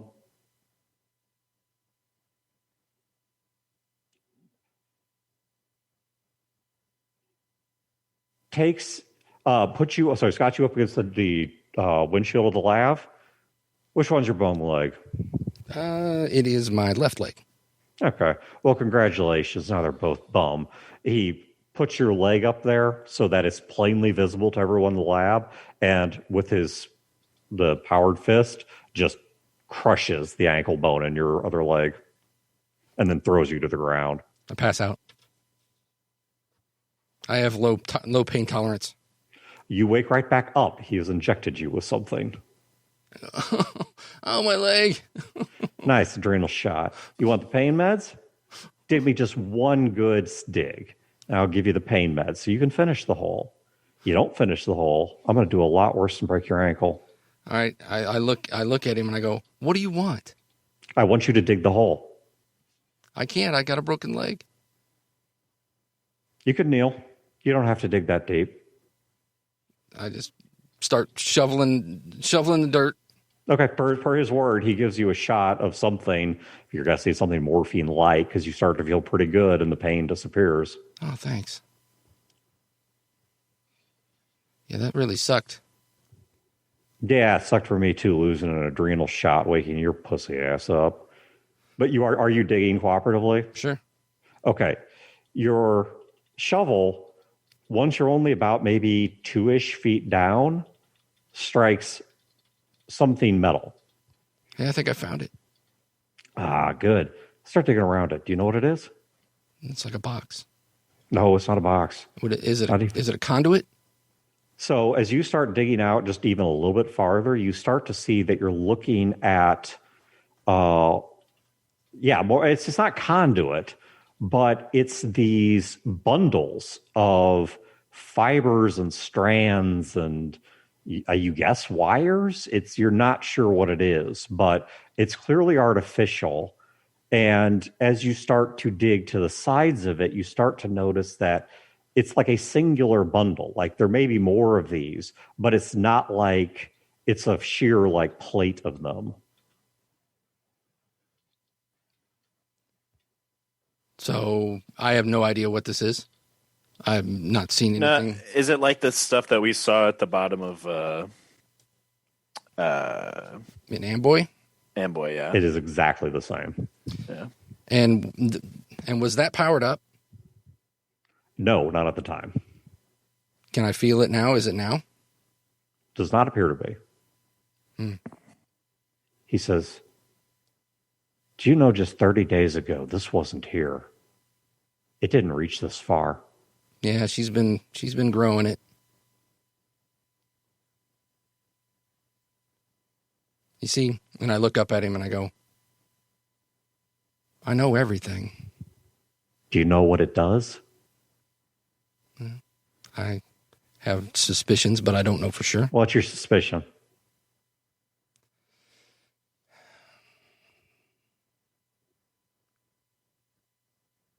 I think she's getting the web back together. She's growing the web back to what she wanted it to be originally. And what happens when it's turned on? It's a power source. Yeah. It's what was going to power Aurora. And do you know where Aurora is? I point right at it. And do you know where this web is? I mean, yeah. I mean, it's going to be all over that and the microsatellites. Yeah. See, Nikola Tesla was one of the first people to talk about the idea of transmitting power over distance. Do you know what happens when some chunk of North America gets turned into a generator to blast enough energy at that ship to rip space? It's going to destroy the planet. Yeah. Congratulations. That's the original design, motherfucker. That's what it was originally going to do. That's what you've been tasked to do from your grandpappy all the way to now. Oh, we were never supposed to finish the ship. We didn't have access to it. That was plan B. When they couldn't get the ship ready, plan B was instead of colonizing a new world, they're just going to recolonize this one. Well, she's not going to let you do it. She's still building the network. Yeah. Do you know which of the AIs was tasked with building Aurora? Do I know? I don't know if I do know that. As a player, I don't know if Junior. You were told that. You were told it in your dream tour of the Future Technologies Center. And as a player, I don't remember what that was. Both the web, its relationship to quantum physics-y stuff that I'm not going to embarrass myself by trying to explain, and the design of that ship were all one sort of super thought that an earlier version of Emma had. Are you calling Emma super thought? Yes. Excellent. That's how we fund this podcast. Is with the bathwater she sells. Yeah, she's got an OnlyFans. She's got so many simps, it's ridiculous. All right, then I say, yeah, it was Emma. I mean, early version of her, but yeah. I'm feeling a little loopy right now. Well, you should be. You got any more of that stuff? No, but I tell you what. Once you pass back out, I'm going to give you back to your girlfriend and she can patch you up. I'm sure she's capable of it. So you're done with me? You just wanted to rough me up and make me dig a hole? No, I wanted you to see what was down there for yourself. Oh, you could have just told me, man. Yeah, but there's something more powerful about seeing it yourself, isn't there? It's the difference between being told your wife's having an affair and walking on her in bed fucking the mailman. It's a completely different way of going through it. I'll have to take your word on that one. Yeah, cute. You're lucky I'm not quite as sadistic as I've probably already seemed, so I'm going to let you live. I appreciate that. Can I call you Tom? You can call me whatever you want. All right, Tom. Thank you. He picks you up and puts you over his shoulder, and he walks you to the back of the lab.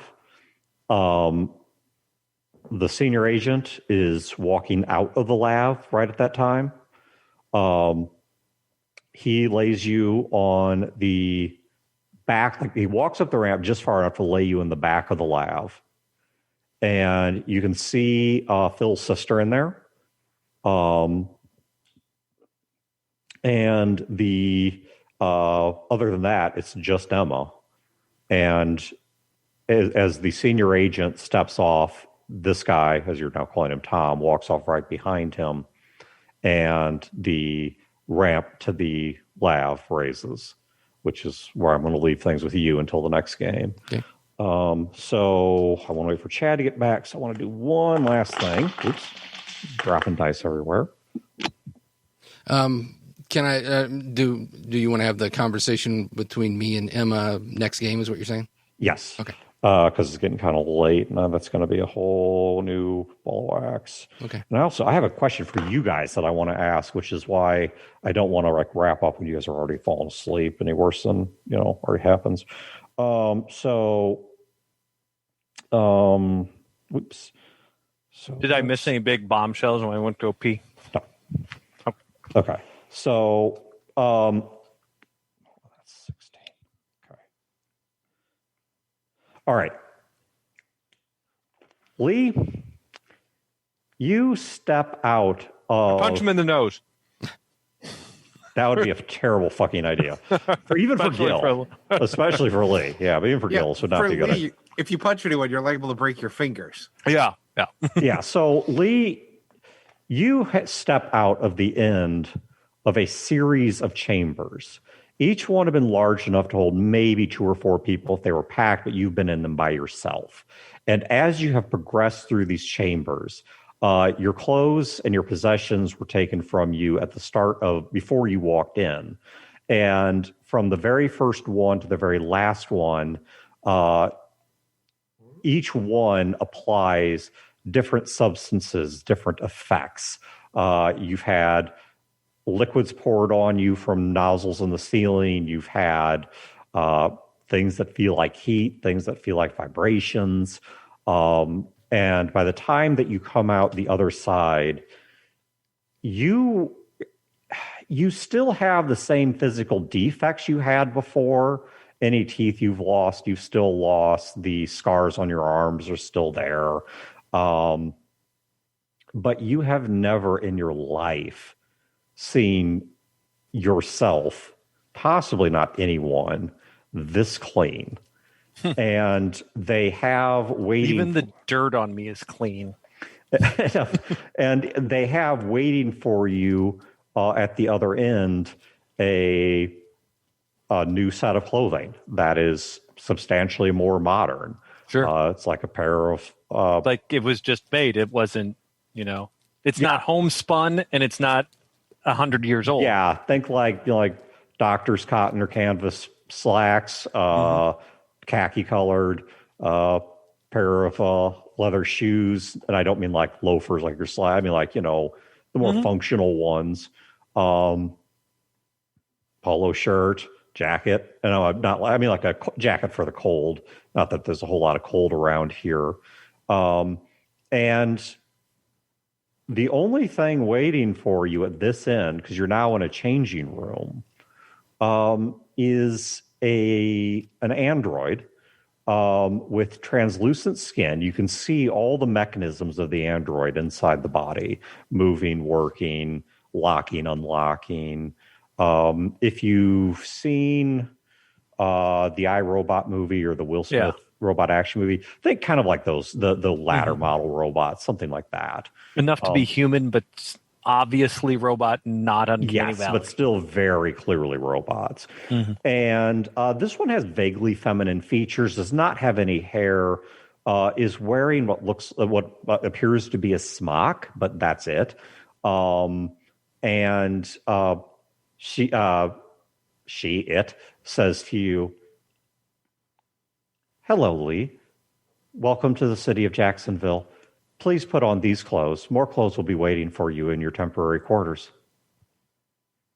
I look at it and I say, as I'm putting the clothes on, he sits down and puts a shoe on. And he's like, "I think the thing that surprises me most is that you know my shoe size." As he starts tying his shoe. It's quite easy to measure. I could tell you how once we have more time, but for now, I've been told that this is a rush. So to get you prepared and out the other end of decontamination as quickly as possible. If you need any food, water, or assistance understanding the layout, function, and laws of this city, I will be your guide until such time as I am removed as your guide. Start giving me a crash course on the laws of the city and the current political situation. One of the things that the few immigrants to this city find most confusing is that there are two parallel power structures in this city.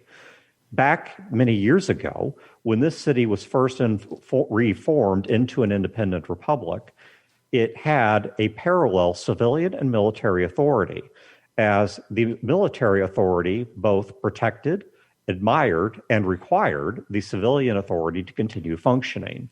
And a large part of the land that was taken was civilian in nature.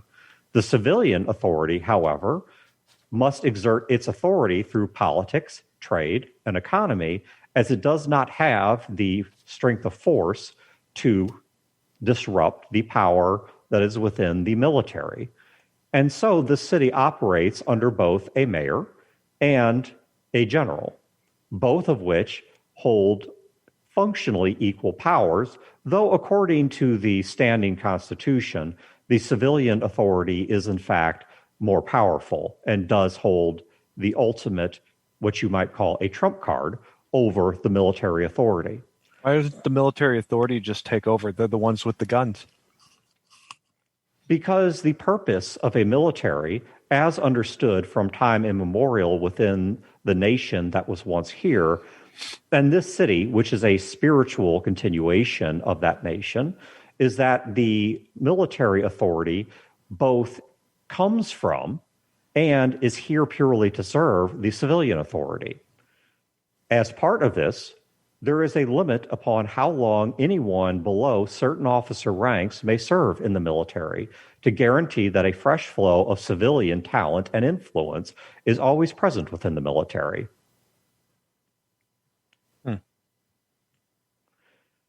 This city is the heart of the organization that has become loosely known as Jacksonville, that, of course, being the historical name of the city center here, though many of the surrounding areas that we have also taken under our aegis have had other names.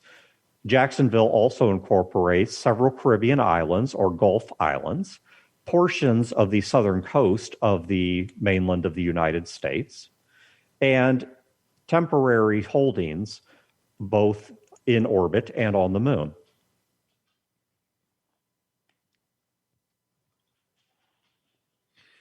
Do you have a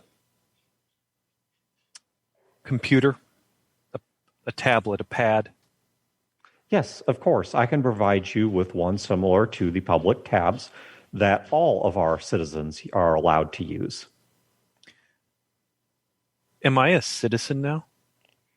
I have been told to treat you as one, though I am unclear on your actual legal status. It is my understanding that is currently being held in court under docket 10004373321. He starts to walk out. If you could get me one of those tablets and make sure all the law and economic books are on it, I'll read through faster than you can tell me. But in the meantime, continue on with the history. And he starts walking out the door. When the nuclear war occurred, fragmenting the United States and eradicating much of it, The city of Jacksonville was spared, along with the Jacksonville Naval Air Station, by the use of limited interceptability. The limited interceptability destroyed the nuclear weapons that were headed both for Jacksonville and its immediate surrounding areas by a few hundred miles, which is why there are no atomic blasts that occurred throughout most of the Gulf, parts of the Caribbean, and even the southeastern United States. However, it was determined early on that not all of these places could be successfully held or incorporated into a cooperative culture.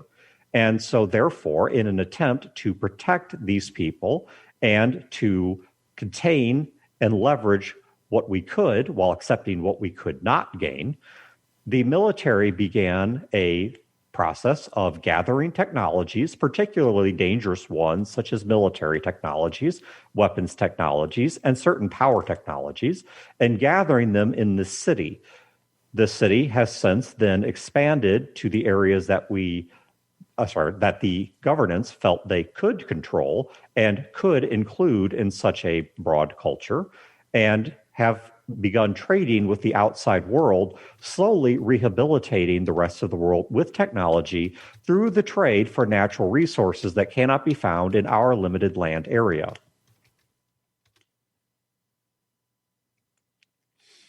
He stops, he turns around, he goes, does Jacksonville accept the credentials of a lawyer from St. Louis? If that lawyer was educated at Washington University? Are you wishing to represent yourself pro se, or do you have a third party you seek to represent in our legal systems? Generally, I'll be representing myself. Anyone that is a citizen of Jacksonville may represent themselves pro se, and as you are currently extended the rights and benefits of citizenship for however long they choose to extend such rights, I can file an immediate request for you to begin representing yourself pro se, should you wish for me to ask your lawyer to step away from your legal hearings. However, given her experience in the courts here, I do not recommend that.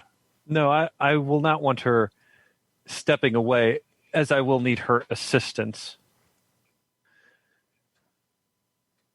What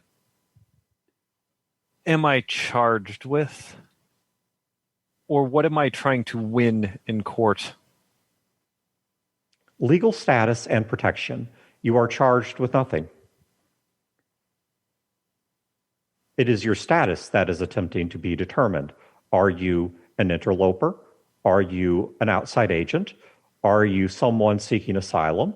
Are you a citizen who has been extended honorary citizenship from the government? Well, I don't wish to limit my options right now, so let's see what we can get, shall we? What's your name? Hang on. Sexbot 9000. No, I'll give her name. Such personal assistance units are given a series of designation or a series of alphanumeric designations, no more than 4 digits in length, that separate them from one another. They thought it would be easiest for you if I bore a recognizable name. My designation, as I was chosen, is LISS. This is simply a random combination of letters, but sounds like the human name Liss. You may call me either LISS or by the name Liss, as you prefer. Let's go with L. I will accept L as my name now, though I cannot change my official designation. Well, we'll just have to work around that, won't we? Do I have any appointments for today? You do. I will make sure that you are given a tablet. Indeed, I will seek it during the meeting because I am asked to take you immediately to a meeting. Well, let us go to this meeting. Who is it with? As he starts walking. You will be meeting. Oops, hold on a second here. Gotta flip my pages. You will be meeting with Governor Sung Lai, who has also recently arrived back from the same place I am made to understand that you departed from. He, however, did not require as extensive decontamination as you did. When you step out of the building, you're not sure you really exactly knew where you were. I mean, you knew you were in Jacksonville, but you've never seen Jacksonville because you came in at night. Actually, it's still night. But where you're at now, you step out and you actually get caught by a fairly strong wind. And looking around, you realize that you are at the way up. I mean, your guess is a good 50, 60 stories up on a tower or skyscraper. You're not sure what you're supposed to call it. And there are these walking bridges or sky bridges that connect it to nearby buildings where there are travel hubs that allow you to either pass on to another walking bridge to a different building, or as you enter the walking bridge on the transit area on the first building, there is also a network of elevated trains. I guess it'd be elevated trains that are suspended from underneath those walking bridges, but then go around the edges of these buildings to take people more rapidly to more disparate parts of the town. Looking around, you can hear the noises of traffic down below you. You're passing by other people, some of which give you odd looks, but for the most part, you blend in pretty well. And so those that don't notice the oddities, like your frailty or the scars or things like that, don't really pay you any mind. You can also see all across the city, this place is just lit up like a sea of stars. I mean, there are lights everywhere. And I don't mean like Blade Runner. I don't mean like there's these obnoxious neon lights of hookers everywhere. If you've ever driven through Dallas in the middle of the night, it is like driving through a crystal. Amazing. I mean, it's much more like Manhattan, right? It's just, I'm not saying there aren't neon signs or aren't other things like that, but I'm saying most of the light you're seeing is just light from either the light of the windows of these buildings, or if you stop at one of the anywhere along the wall that kind of protects you from obviously falling over the edge here, which would really suck.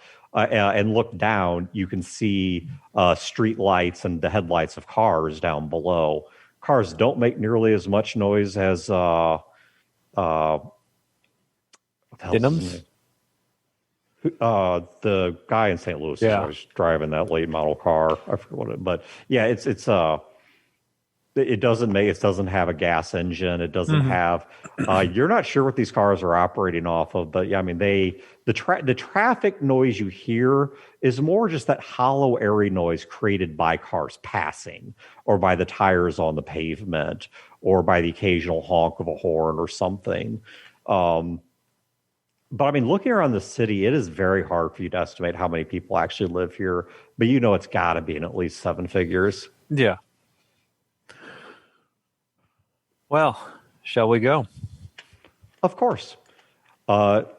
She takes you through a couple buildings. You do ride the train for a short bit and eventually arrive at a very grand-looking building. And this whole time, I'm just asking her general history. We don't need to go into it here, but just general history questions, that sort of thing. But she takes you to the middle of, or to a particular building that's a little bit larger than some of the others.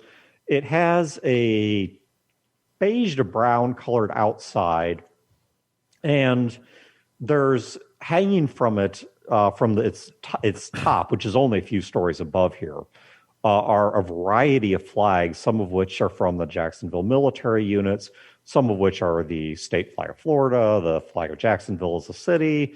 It's a variety of things. In fact, you probably would not recognize many of these. And is St. Louis's on there? Would St. Louis's be on there? Actually, it probably would be as a diplomatic nod to them, because of the fact that they need St. Louis for a variety of things, just practical matters. But they don't lean on St. Louis, but they need it for just a variety of practical matters. But as you get out of the train car, up onto the platform that's there at the transit hub in this building.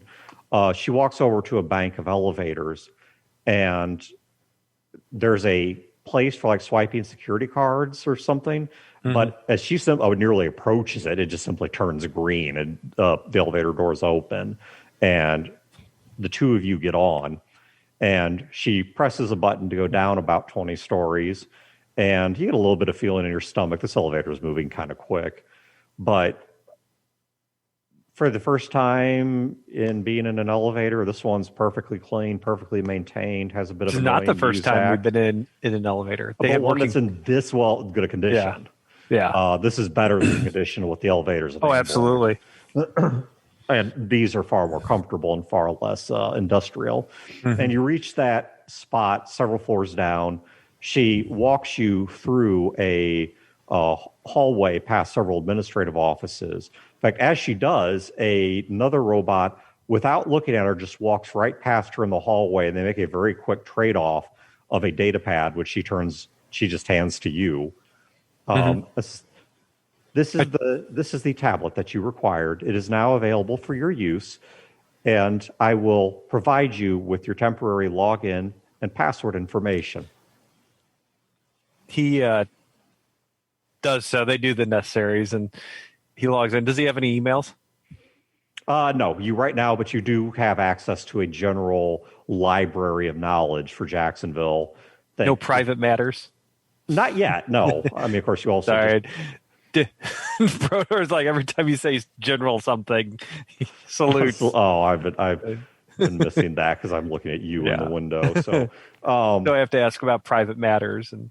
But you're taken into a conference room, and sitting at at this conference table, this polished, dark, like cherry wood table, is Sung Lai, who stands up and comes across the room to shake your hand. Yep. And there's also an assistant in here with him, and they've got a couple things spread out they were looking at. And he shakes your hand. The door is staying open, and he says, "Liz, would you please wait outside this room?" And she says, "Of course," and steps outside of the room to one side of the door, and the door closes. And he walks over to a table up against one wall of the room and says, "Coffee, tea, orange juice, water?" Well, I don't think I've ever actually had coffee before. No. Well, it's going to be a little rough, so I'll whiten it up for you a bit. I don't know what that means, but let's do it. So he preps the coffee for you and tamps it down a fair bit with sugar and cream, and then puts it in front of you. And he instead of sitting at the head of the table or anything, he just sits in the seat next to you. And he says, "Your name's gotten around quite a bit, Lee."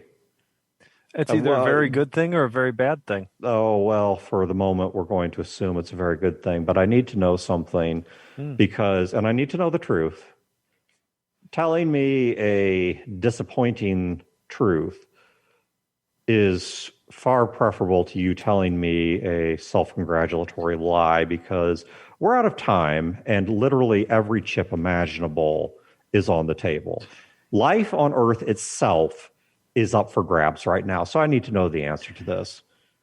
The unintelligent and uncreative lie. I agree. I'm neither of those things. What is your question? Are you really as good of a diplomat as you seem to be? Yes. Good, because I've just come to find out that the sides are shifting in ways I didn't see coming. And some things are going to need to happen for us to win this that I never thought I would have to ask for. And I'm going to need you to sell that. So, I'm afraid we're out of time. So let's get right down to it. Okay, in game. Questions, comments, threats against the UN, liked, didn't like. Where are we at on this game? Gil's 2 for 2, so he's happy. I thought that was going to be the end of Junior. I thought Junior was digging his own grave. Yeah, dig a hole. I was like, oh, here we go. No, he just wanted you to see the. Well, now I know that now. Yeah, he just wanted you to see that. If you were a gun runner, you would have just gotten shot with your own gun. Right. Yeah. Yeah, I mean, and just to, I mean, a credit to Dan and to Eric. I mean, just both as game master and player. It's clear that you two trust each other enough that if that's the direction that it was going, Eric was just going to roll with it, right? Oh yeah. It just felt right. So I was honestly, it's not like watching a TV show where the main character, they're digging their own grave. They're going to be back next week, right? It's bullshit. It's just fake. It's not fun. But that moment, I was like, holy shit! Is Junior actually going to get killed? Yeah, I was definitely feeling. I was feeling it. I was like, if he wanted the whole time, I was thinking to myself, well, if they wanted to kill Junior, they would have killed him. And then when he said, "You are no longer important," I was like, oh shit, here we go. Yeah, I'll say it's been a long time since we had a session because of, real world stuff. I wouldn't say it was a particularly strong session because we spent a lot of it in combat. There really wasn't much RP for a good chunk of the group. Yeah, if I had any complaint, I think the combat went on a little on the long side, but then it pulled up with a lot of RP at the end. Yeah.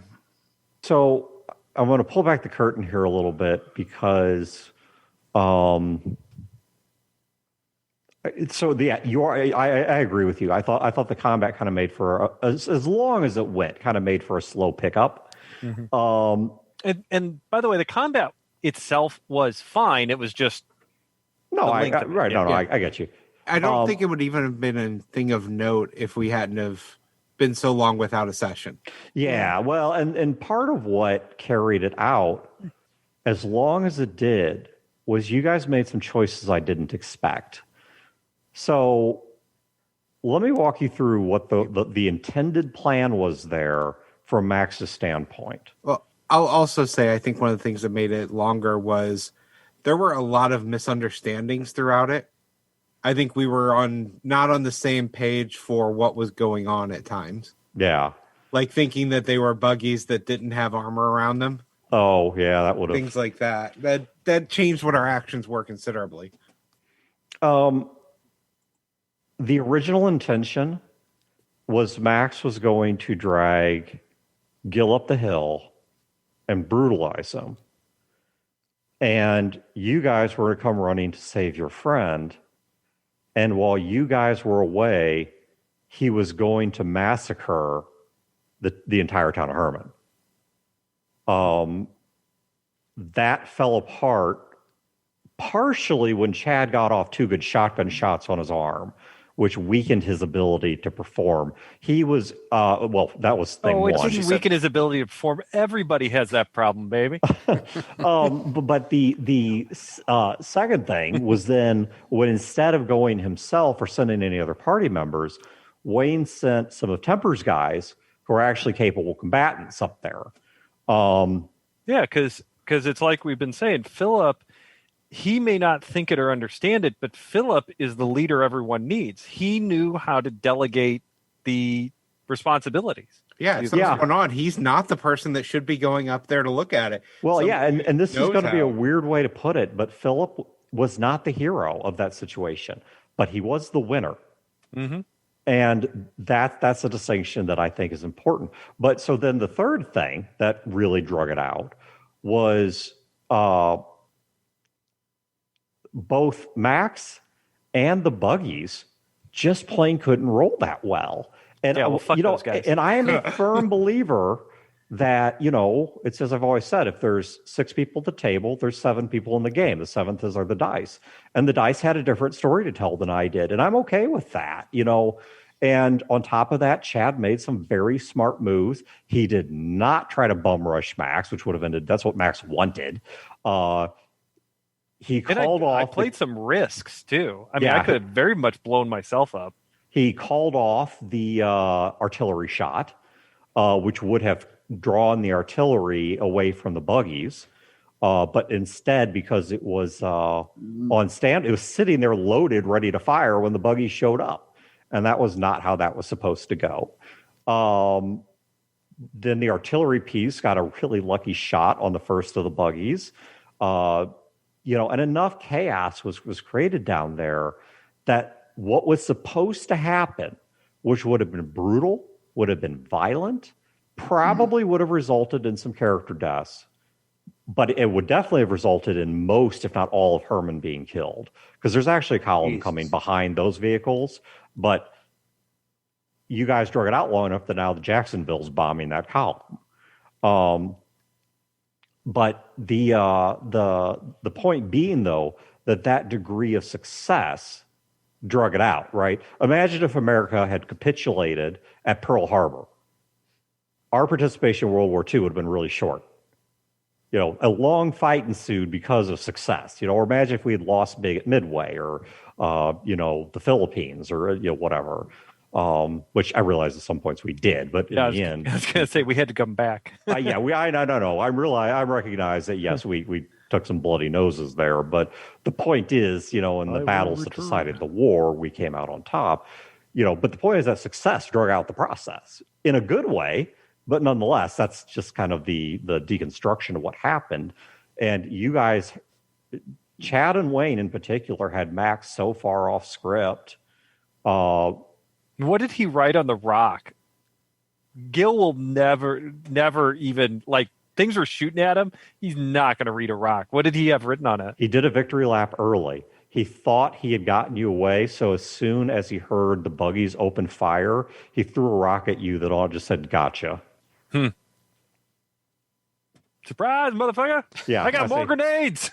He ran an early victory lap, and the buggies didn't do as well as were expected. And the rest of the column was too slow in arriving and then got intercepted by Jacksonville Air Power, which I'm going to roll to see how that goes, because they're not defenseless to Jacksonville. They do have the technology to retaliate against those planes. But the point is, either way, you guys got some breathing room to repack your bags and get the group moving again. How did you guys feel about where I left things with a pseudo cliffhanger, or at least a lot of unanswered questions, with both Junior and Lee? I'm okay with it. I think that it builds for good drama when we start up next time. Anticipation. Yeah. Lee got a shower, a change of clothes, and got to show off his massive ego. So he's happy. All of those things are wasted on Lee. Coffee, clothing. Blah. Lee cares not of these things. Lucky he's just scarred up little sad boy. And he is, man. He's a bitch. They haven't taken him to. They have not given him any medical treatments yet. Yeah. So he's not yet been to the dentist or the. The medical treatments he needs are like therapy. Oh, they've got that too. That takes time and electroshock, dude. Yeah, Right. Just they haven't gotten any of that yet because they just wanted to basically delouse you and also remove any. He doesn't have enough blood to keep lice on him. Well, they also know he's been exposed to the virus that was being cultivated in the the so-called leper colony, and so it's basically just a safety measure. I say actually Lee wasn't. Oh no, you're right. Lee wasn't there. no. I take that back. My bad. That was Gil. Yeah. That was Gil. Okay, my bad. Now the either way, they B-team cleaned him up. Super spreaders certainly might have spread it around and got to him. Yeah, go ahead. Okay. So any other big high points? Because if not, there's a question or task. I have some homework for you guys that's very important. I'm not joking. Oh, well, it's not life threatening, but it's as important as gaming gets. You want dick pics from each of us. Got it. Yes. That's Done? called Frodor, collateral. get out that macro lens. You're going to need it. All right. So, any other last minute questions, comments, requests? Nope. No? Okay. All right. So, here's my homework for you guys. Eric and I have already had this discussion. Though, Eric, you may amend your answer if you wish. Okay. But there's something I want from the other four of you in particular. And once again, Eric, you have the option of amending or describing more if you want. Do you still want this on record? Yes. Okay. Yeah, because I'm not going to ask you for the answers. Okay. I'm just going to give you the question. Okay. So I want the people on the forums or on Discord, on the Fear the Boot Discord, to know what your assignment is so that you can get their opinions if you care to listen to them. What I want to know, and I want to hear this from you individually, what kind of ending do you want for each of your characters? So I'm not asking you for plot points. I'm not saying, I'm not asking, for one of you to say, well, I want to end this game as the new president of Jacksonville and blah, blah. I'm not asking that. 10-inch dong? Oh, that's fine. 10-inch? Emma's giving those out. You get one just by going into cryo with her. I thought you said an inch, as in 1 inch. Right. Damn. But no, what I want to know in terms of what kind of ending do you want is like for your character, and I'm not promising you anything because how the plot goes is how the plot goes, and games don't always turn out the way I expect, as such as happened today. But what I want to know in terms of what kind of ending do you want your character to, something like Brandon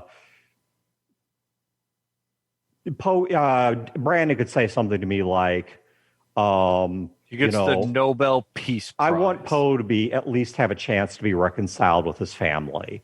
Brodor could say, I want Songbird to die in a blaze of glory. I just want to know what are the elements of an ending that you would like to see for your character. This is much like the long-term projects we had in that D&D game some years back where Pat was trying to build a kingdom, Gnarl was trying to build an old tribe and find his mother, and Sir William was trying to save his girlfriend who was possessed and all this weird stuff. It's that kind of thing. I'm just looking to see what are the elements you want for the end of the game. How in the abstract terms, do you want your characters redeemed, destroyed?